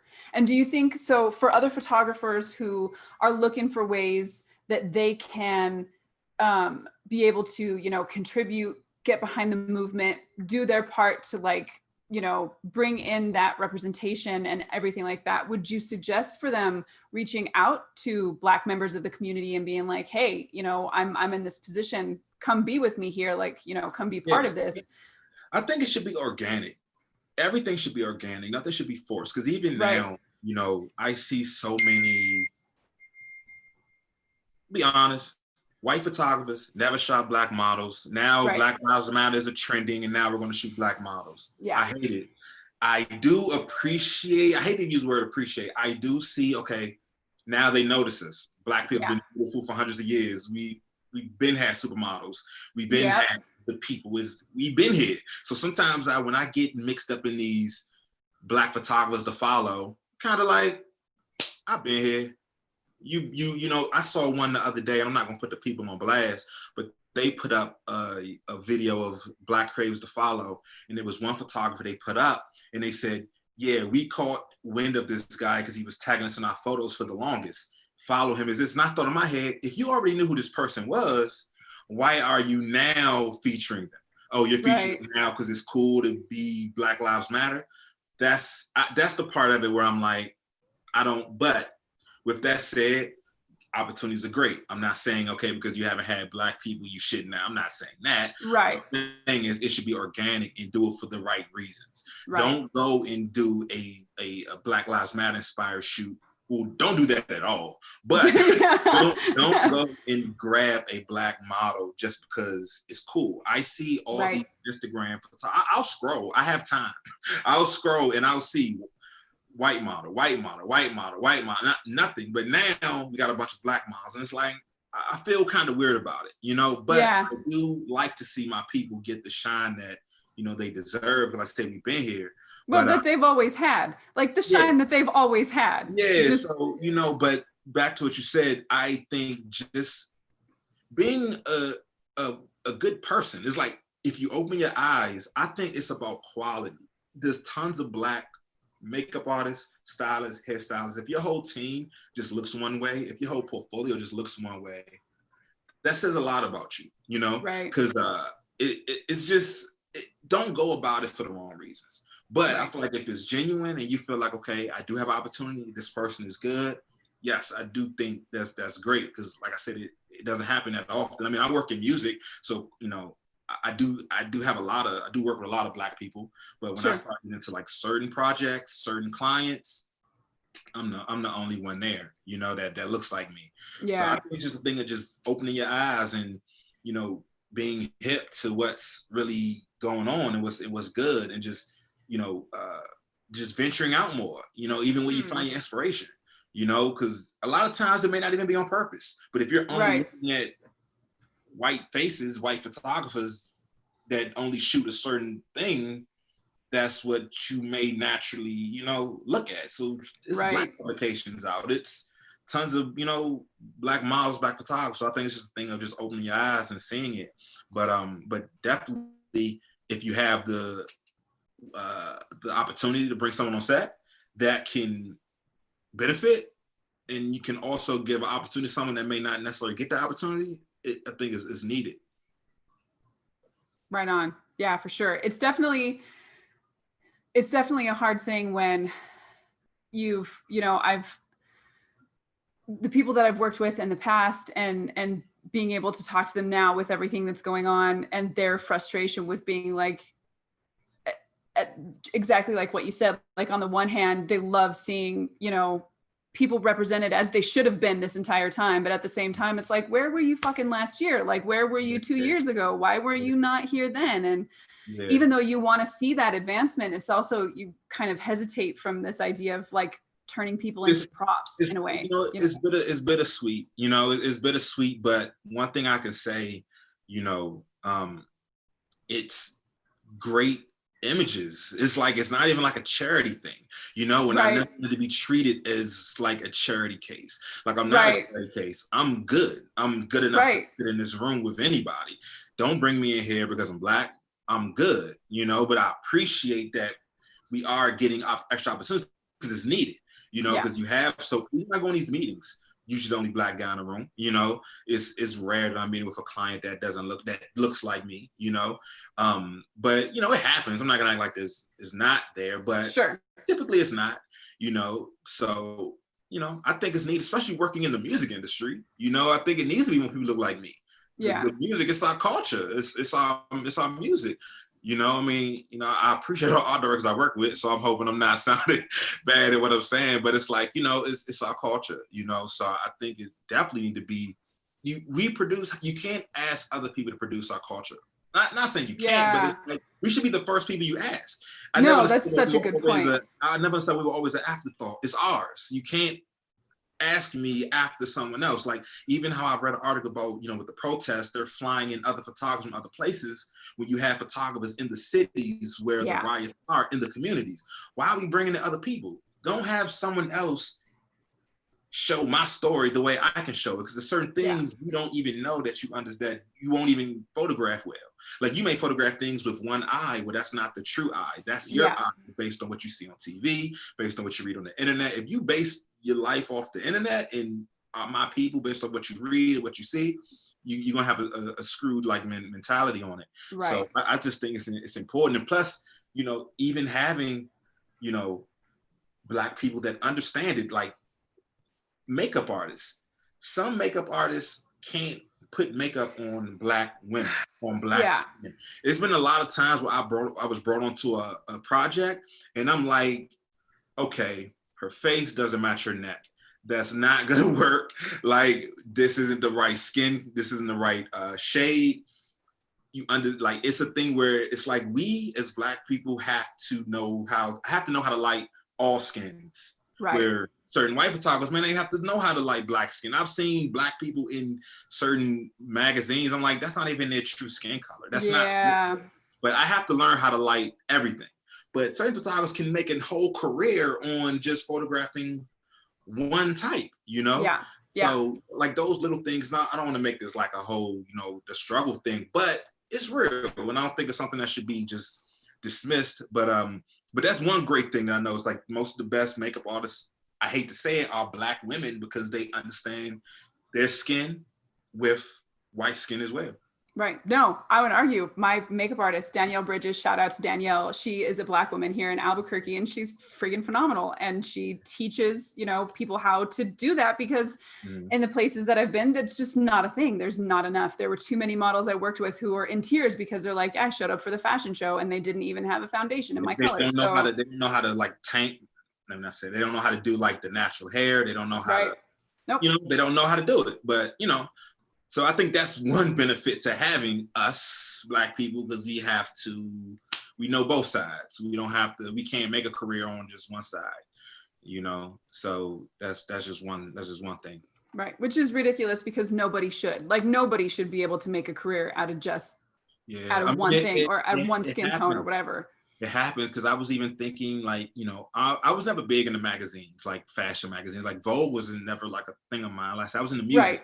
So I was into like Vibe, XXL magazine, like those like urban magazines. I was So it's funny when the Vogue challenge came like a couple of days ago, a part of me was like, oh, this is dope. But then a part of me was like, I didn't know it was been 125 years. They have no black photographers. They just had one. They had a couple on some other, you know, international Vogue covers, but I know like Tyler Mitchell was like the one for like the American Vogue. And it just made me feel kind of weird where it's like, at some point we can't just say they didn't know. It's on purpose, you know? So with the whole Vogue challenge on one end, I felt like I thought how great branding is, how 5 letters can really change what a photo can look like. Yeah. But I also felt like I'm glad people were getting the recognition because I've never seen a challenge like that get that many retweets from just random photos. Like I kept seeing photos on my Twitter of the Vogue challenge. Each one would have like 4,000 retweets, 2,000 retweets. Like everything seemed like it just was going up. Yeah. And I thought that was great, but on the other end, I felt like, why are we giving them free press? You know, they didn't reach out to us to do this. You know, we went on our own to show them, but that's why I was happy when they started having like the Ebony, the Essence, Jet magazine, other famous black magazines that had those challenges. But I think at this point, me as a black man, I think it's just staying true to who I am. You know, they're gonna treat you how they're gonna treat you regardless. You know, it's sad it's that way, but you want change. But at this point, I'm just being true to who I am. And that's in my art and my personality, how I talk. I don't go on set and try to act different. I'm me everywhere. So you know, I think that's important, you know, just being true to yourself. And I think being true to you will naturally overflow into your work. So if you're just a person that's just into diversity, truly in your heart, you'll naturally start to have different things in your portfolio. If you have to make a conscious effort to work with black people, that's a problem. It should just be like a natural, organic thing, you know? So that's just how I feel on that. Yeah, I think that's really good advice. And so, you know, for the photographers who are going to be like reading this interview and watching this interview and stuff, and you don't have a lot of like representation in your work, you know, before you start just reaching out to people, I think like take stock of yourself, right? Like consider why you haven't been doing that in the past and like what motivates you that you're only seeing one color, you're only working with one type of person, and start doing that work. That way, when you do, it becomes organic, right? So then at that point, it's natural and it's genuine and it's honest. Exactly. Yeah, and it's not like, you can tell when it's not organic. Like black women they're women, shoot them like women. They are. They're like, stop doing extra stuff when it's black people. When I mean that, like, everything will look one way, but when we shoot a black person, we gotta add some sort of ethnic or like they just do a lot. They just treat it as, I don't know. It's weird. I don't know how to like it's different. Like somehow you're not like you're exotic, right? Or Yeah, you they can't treat it just be like a that. regular Black person living in America wearing jeans and a t-shirt. You have to Yeah, have it's a never, kente cloth or something yeah, on. it's always something different. It's never just shot in the same light. And that's one thing I do. I shoot everybody the same. You know, Yeah. I shoot, especially when I kind of moved away from like the like lingerie photography, when I got into more like just portraits and just fashion, Right. commercial work, I approach everything the same. I don't approach, of course, one person has something that we, want to gravitate to. Yeah, of course, Sure. but naturally, I just approach everything the same. I treat everyone the same. And yeah, I just think it should be an organic thing. It shouldn't be just, I don't know, just we regular people. We here, like it's fine. Like we here to work with you. Like it's, you'll see a photographer shoot all these clean photos, but they get a Black person, they gotta put this neon lights on them and just special light. It's just, you can just tell when it's just not the same, and it just looks like a failed attempt, to be that, to have diverse in your portfolio, and it's flat. Right. So just be honest. Just be honest and be real and do the work yourself. That way you can come into that situation treating everybody like they're everybody, because they just are. Yeah, like, it's easy, it's odd. It's odd when it's odd that it's such a debate and it's such a thing when it really shouldn't be a thing. But I understand it's a thing, so I got to do my part because it is a thing. But I wish it wasn't a thing because it shouldn't be a thing. I mean, I said, you know what I'm trying to say. Yeah, I get it. But it's just part of it. But over time, it's been great. Luckily, I haven't had any direct. I haven't felt any way directly like treated a certain way. Right. I'm not saying it hasn't happened, but I haven't felt anything like directly. Typically the people I work with, creative people as well, and typically we have like a similar mindset. Yeah. My clients, I'm usually working with a client that's a good fit. It's rare I'm working with somebody who wouldn't really understand me or my background. So I've been lucky where it's been like a seamless, thing where my shoots. I haven't had any really bad, situations, but I got eyes and I just see things. But I still say I've been lucky in my career just to even have the amount of success I've had with my background. I didn't go to school for anything. Like I learned everything just. Well, I mean, you say you've been lucky, and with any success, there's obviously some element of luck in there, but you put in the work. Like you made the sacrifices and you put in the work. I guess lucky in a sense where it worked. Because you have a lot of people that work hard and they just never get it. Like I know people that work hard, that they're really trying to get things moving. And the crazy thing about photography, where it's like, it's not even really about you all the time. Especially when we get into like influencers with cameras, where it gets to a point where we're worried more about the credits than the quality. So it gets to a point where you may not even be fighting your portfolio. It could be solely your social media following. And then that's a whole nother thing that, shouldn't be relevant, but is in our industry. Yeah. So, I say it in that sense where I put in the work and it actually started to take off, and I can raise a family and not, I still got my hair, so it's like, I feel good in that sense where it's like, I enjoy my job. I enjoy taking photos. I can take care of my family. And I just use a camera. I talk to my brother often, and I feel like I'm an idiot sometimes to be making my money only from my camera, but that's my stream of income. Of course, this quarantine is teaching me that you need to have. I was watching a video the other day about having multiple streams of income. So it's like, I'm at a point where it's like, yeah, I'm happy I was able to do this, but this is just it's opening my eyes where it's like, yeah, you need to do more. You can't just rely on photos because out of your control, you're not working and you have a new in the house. So, you have bills. Luckily, I was able to get approved for a PPP loan. But other than that, I haven't been working. And even before that, like I said, I was in the house with my wife while she was pregnant. So I've been kind of just off the grid, just, not working. So, that's another thing about photography. Teaching photographers that it may not just be you. The industry is changing. So it may not really be about what you do. It may be about, is different now. Yeah. Got to do more than one thing to make a living. You could make a living, but you got to balance some things. So, that's another thing that I try to tell people, even though, take your own advice, but it's, that's another part of it. But that's what I mean when I say I'm lucky in a sense when I can actually make a living and raise my family with my camera that I didn't pay to learn how to use, so it's like it's getting a gift from God and able to make money from it. My camera wasn't free. I had actually saved my money up, to get my camera, but, small investments, but, it's been a big reward for me. So, I've been happy because like I said, I don't know a lot of people. I mean, now I have based on my industry and my clients, but coming into it, I didn't know a lot of people, everything I did was a cold email. I didn't have anybody that walked me into any room, and I wish I had that, but I didn't. So, I'm happy in that sense. Yeah.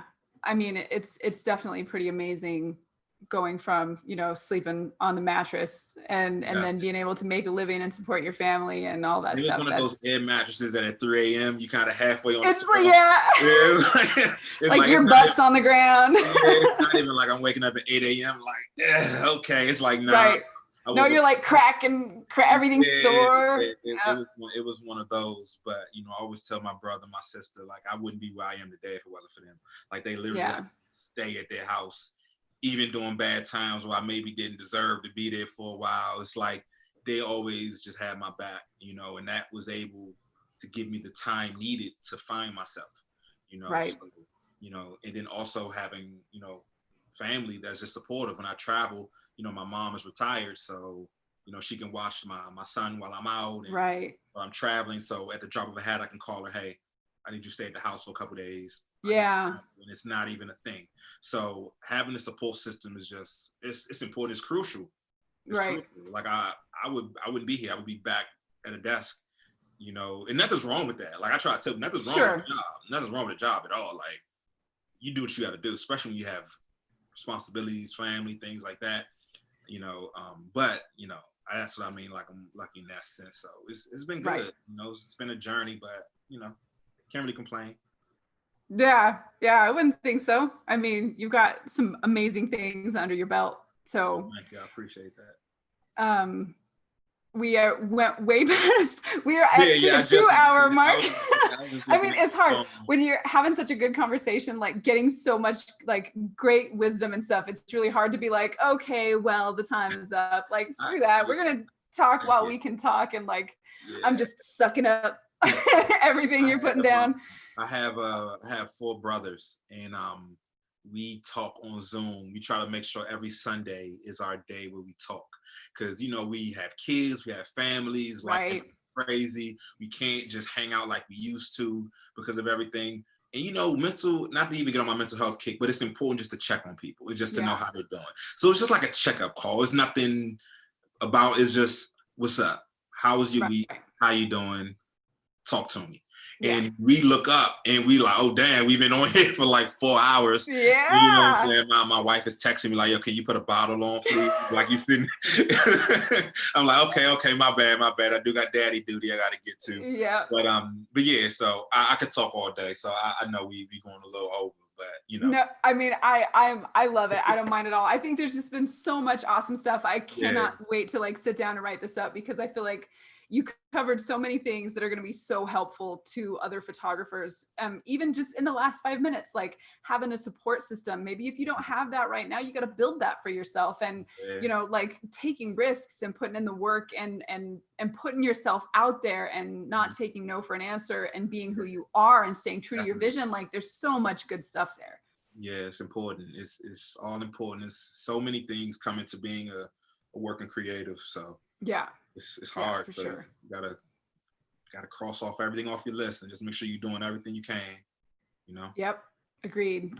We had some really great questions that I know, I'm sorry guys, I didn't get to as many questions this time as I usually do, because it just like, there was just so much. I wanted to know things. So forgive me for that. And if you have a little bit of time, we can get to a couple more of these before we sign out. Okay, cool. I got time. So Reality Reimagined, David is here. He's so awesome. And he's been a part of this interview process. Like he's been with me since I first started interviewing people, just showing up and asking really great questions. So he's wanting to know how much of your vision is out of your head versus collaboration or ideas you discover while you're shooting. A lot of everything comes, I find inspiration a lot of times, it just comes to me out of my head. When it comes to like commercial jobs, typically they just ask me to recreate something I already did. They may just, when you get to certain budgets, they don't really take a lot of risk. Right. So they would just send me an image and say, hey, Jabari, recreate this for this person, but a lot of my ideas, I watch a lot of nature documentaries. Oh, wow. Okay. And I watch a lot of just like old, like sports, like thing. I just watched, like, I feel like the 90s was the best at like use of color and like jersey uniforms and things like that. Right. But, today I watch like a lot of like Netflix docs where they have like Fish is a great place to bring like color concepts from. Like when I look at certain fish, I would say the way they put like that yellow, black and white together, if you put that in a photo, that'd be crazy. So I find inspiration from like things like that. But a lot of it is collaboration with like the art directors and things like that. But typically they just give me what I have already in my portfolio and just ask me to enhance that. But on set, I'm always into like making up things as I go. Cause like one thing I don't do, I shoot a lot on my like prism. I have a prism that I shoot, like my kaleidoscope. Right. I never present that in my mood boards. That's always something that I just pull out my bag and I just start to use it. So a lot of times I like things like that I do on set, and I'm all for just trying things. I don't really like staying in the box too much. I try to make my mood boards organized as possible, but also loose, where we know what we're coming to get, but we're leaving room open. Because there may be times where I may have thought, okay, we're doing like a monochromatic thing, but now I think actually we should throw in a color block of this, and that may just be on the fly. But one thing I always do what I came to do, but additional, because it also impresses clients. And just in the moment, I just think of things. If it's the way someone moved, I may say, hold your body like that. In the way your eyes are, I actually need to flag that light off and bring it this way. So certain times, like when I shot Rich the Kid, he's a rapper with Universal. Mm-hmm. We weren't gonna do, like, he was smoking during the shoot. Yeah. And I didn't care, but it was actually a break. Like he just was smoking during his break. Okay. And that wasn't the mood board or anything. We had like straight color gel stuff. But as he was smoking, he had on like this jacket. The stylist was like halfway done. But the way his jacket fell on him without any accessories, I said, wait, just step into the light real quick. Let me just capture that. Yeah. And I'm going like this, like I have a camera in front of me. But anyway, I just captured that in the moment. And that actually ended up being the best shots from the day, where he's just like smoking, not even really posing. He just was smoking. I told him, just let me capture you. And that was just random, just him taking a smoke break. And I just thought the way it looks would be great. And so that was one of the times where it just was on the fly. Nice. And so Gary, forgive me, that was actually a question by Gary Monroe. His is below David's question, so I mixed them up. So Gary, I'm sorry. Shout out to Gary and David. Shout out to Gary and David. I'm sorry. And then so David was asking if you could describe your workflow once you start photographing, like direction to the talent and maybe some of your choices or things that you do as you're working. Like on set? Yeah. So I tether everything via Capture One. So typically I try to start with the easiest stuff first for like a warm up. And then my second look is typically the hero shot that we need where someone could warm up. And typically I just tether everything. I have my assistant that may start to put like some color correction on there. I mean, he knows my style. So I just have like the different presets that he can just click. And yeah, I just kind of edit on the fly at my shoots, and then I just kind of show everything to like the art directors. We just take a break. I don't like to shoot too long. I'm a very quick shooter, because even working with music artists, you have to understand that they don't want to do that. They want to make music. They don't want to take photos. That's the boring stuff. It's the fun stuff for me, the boring stuff for you. Yeah. So I have to remember that. So I have to be very quick, because I don't want you to get bored. I don't want you, because when you start working with music artists that especially have some weight to their name, they can walk out the studio whenever they want. The shoot's over when they say it's over. So I have to make sure I get that shot before they hit their point where they don't want to do it anymore. Yeah. So I take a lot of breaks at the beginning. How do you feel? Is this what you want? Like I ask people, what do you want out of this? Like I try to get a mix of what's this album you're working on? What does it make you feel? I want to make sure I get exactly what you want because I know at the moment it may be very quick. Yeah. So I take breaks. I show them to them. Like, let me know. I tell people, if you hate this, let me know. We need to leave with something. No time to try to, be nice to people. If this lighting sucks, this isn't what you envision, let me know. So during the shoot, like I said, I'm transparent with everything. So even with that, I'm just transparent. I may turn my screen towards the person while I'm shooting, let them look at themselves a little bit. So little things like that during the shoot, I just make sure I do to make sure a person's comfortable. Like anything they want to do, like if you want to bring your dogs, if you want to smoke, you want to like anything to make you feel comfortable, I'm cool with. So during the shoots, it's pretty laid back. Like I'm a laid back person. So my shoots are pretty chill. Like, we play music. I always have music playing. Yeah. It's very chill. It's just, it doesn't really, I don't want it to feel like work. I want it to feel like we really we're chilling, taking photos. And I think that's one of the reasons why my clients come back, because it feels very cool.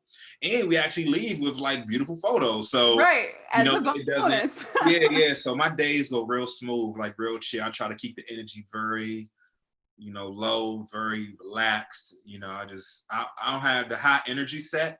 That's not like that. Which is so crazy because your work itself feels like it has so much energy. Like the work feels like it has so much life. So it's cool that you're so chill on set, and then the work is like this like really high energy work.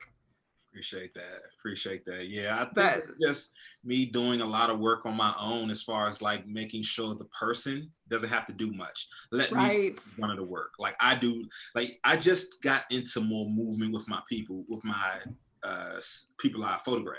Because usually I just want people to be comfortable. I say, look, I'm photographing you. Do whatever. I've had people be on the phone, texting, like don't even just do it, do whatever you need to do, I'll get the shot. And that's kind of always approach it. Right on. That's pretty cool. And that's nice because when you're under those circumstances, you have that kind of confidence to be like, it's going to be good. I know it's going to be good. So just chill out. Yeah. I feel it makes people feel comfortable, and I'm very confident in my work. And when you get good at a technical point, you can't really take a bad image. It may not fit the concept, but I know what I'm doing. After a while, it's like, it's cool. It's cool. We're going to leave with something that everyone's going to appreciate no matter what. Yep. Right on. Cool. Oh my goodness. So this was super fantastic. Guys, thank you so much for showing up to talk and ask questions of Jabari. Jabari, thank you so much for being here. I feel like I got like smacked around by like wisdom and great information during this whole conversation. So now I appreciate you. It's funny. This is my first time doing something like this. Oh, for real? Yeah, I've always talked to people like one-on-one. But I've never like done something like this. I did a Nike workshop where I led a workshop of a bunch of photographers that were, coming up trying to learn. It was a free workshop. I'm always for free stuff. And that's another thing. Photographers need to stop charging so much. I understand, for like their workshops. I understand that's what you learned over time. Photographers aren't making enough money to pay $2,500 for a weekend course. Like especially if they're only getting paid $500, $1,000 for a shoot anyway. So I understand the investment, but that's one thing I try to be big on. Like I went to community college. It's like, I'm big on like less is more sometimes, and people don't have it. Like I said, I had humble beginnings, so I get it when you really want to learn something, but just maybe can't afford it, So that's why I try to take my wisdom of being on set with high level clients, but I'm gonna give it to you for free just because we deserve to have knowledge, Right. So but I appreciate you, reaching out, because it's always good talking, and I talk to babies all day, so it's good. Talk to like an adult that you don't live with for a little while. Yeah. It's good not being in here, just talking about PJ Masks and all that stuff. So that's all I've been on past few months. I even follow my followers. Realize I'm like, they put up something. I'm like, I didn't even know I was following PJ Masks on Twitter. It's like, oh my God, that's outstanding. That's what you get for being a parent, man. That's how that works. Yeah. Being a parent is beautiful. They keep you motivated. They Keep you do. motivated when you don't feel like sending them emails, when things get a little rough and you just feel like I'm over it. You look over and realize you're not over it. You got to keep going for them, and leave something for them to look up to. And I have my photos all over my house, so my son is always looking at them, and he does. I mean, I tell him I took the photos. He probably doesn't know yet, but But he will. I just try to keep my new mood boards with him on my lap, and I was like slapping the laptop. I just try to just keep them into what I'm doing and just, raise them and just like the creative spirit, because, like I said, I had West Indian parents. So right. Creativity is not a job. Being a creative is not a job. That's life, right? So I try to show them that, being a creative there's nothing wrong with that. And it's good to just, be in tune with your creative self. So it's important. Yeah, that is awesome. Super, super awesome. Once more, guys, thanks again for being here. Jabari, thank you so much. We'll sign out and then I'll say goodbye to you in person. But everybody, y'all are awesome. Thank you for showing up for these. If I know you guys that are, here often, you guys are finding this worthwhile. But if you think somebody else who really could benefit, especially, there's not a lot about how to make a living or how to go about being a commercial photographer, make sure you share this interview with them because there's just so much good wisdom here. And then the next interview will be next Monday at 10 a.m. with Ryan Redcorn. He's an amazing Osage photographer who is really taking the narrative of First Nations people back and putting it back in their hands. And he's incredible. So be here for that. If you like this stuff, like and subscribe, guys, like you do. And until next Monday, we'll see you later. Yeah, appreciate you guys tuning in. And everything she said, I'm always around like any photographers any creatives in general. I try to not always talk to photographers because it's other people that can help as well. But any creatives, I'm always open, like DMs open, email open, hit me up if you need anything. If I can answer it, if I know it, I got you. So right on. Always here. Oh, and I had to ask the last question before we sign out. The one I always like to close with is, what is your why? Why do you create? Why is this what you do? Why? Yeah. What is your why? Because I can, and I don't mean that in like, hey, I do what I want way, but it's a talent. And like I said, I feel like all talent should be expressed. And also it makes me feel good. It makes me feel good to create something from nothing, to have an idea in my head and then to actually see that come to life.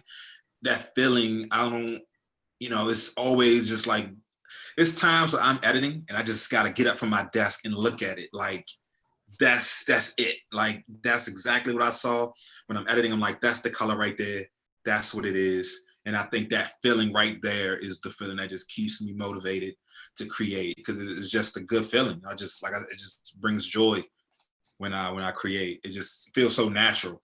It doesn't feel like I don't have to like drag myself to do it. Like, it's just, like I said, it's organic. It just happens. So I just love to do it. It just makes me happy. And it's just a gift I have that I just like to express. I just love using the camera. So yeah, that's why I just love cameras and love creating and just the joy of it. Love that. Yep. All right, guys, until Monday. Bye-bye. Peace.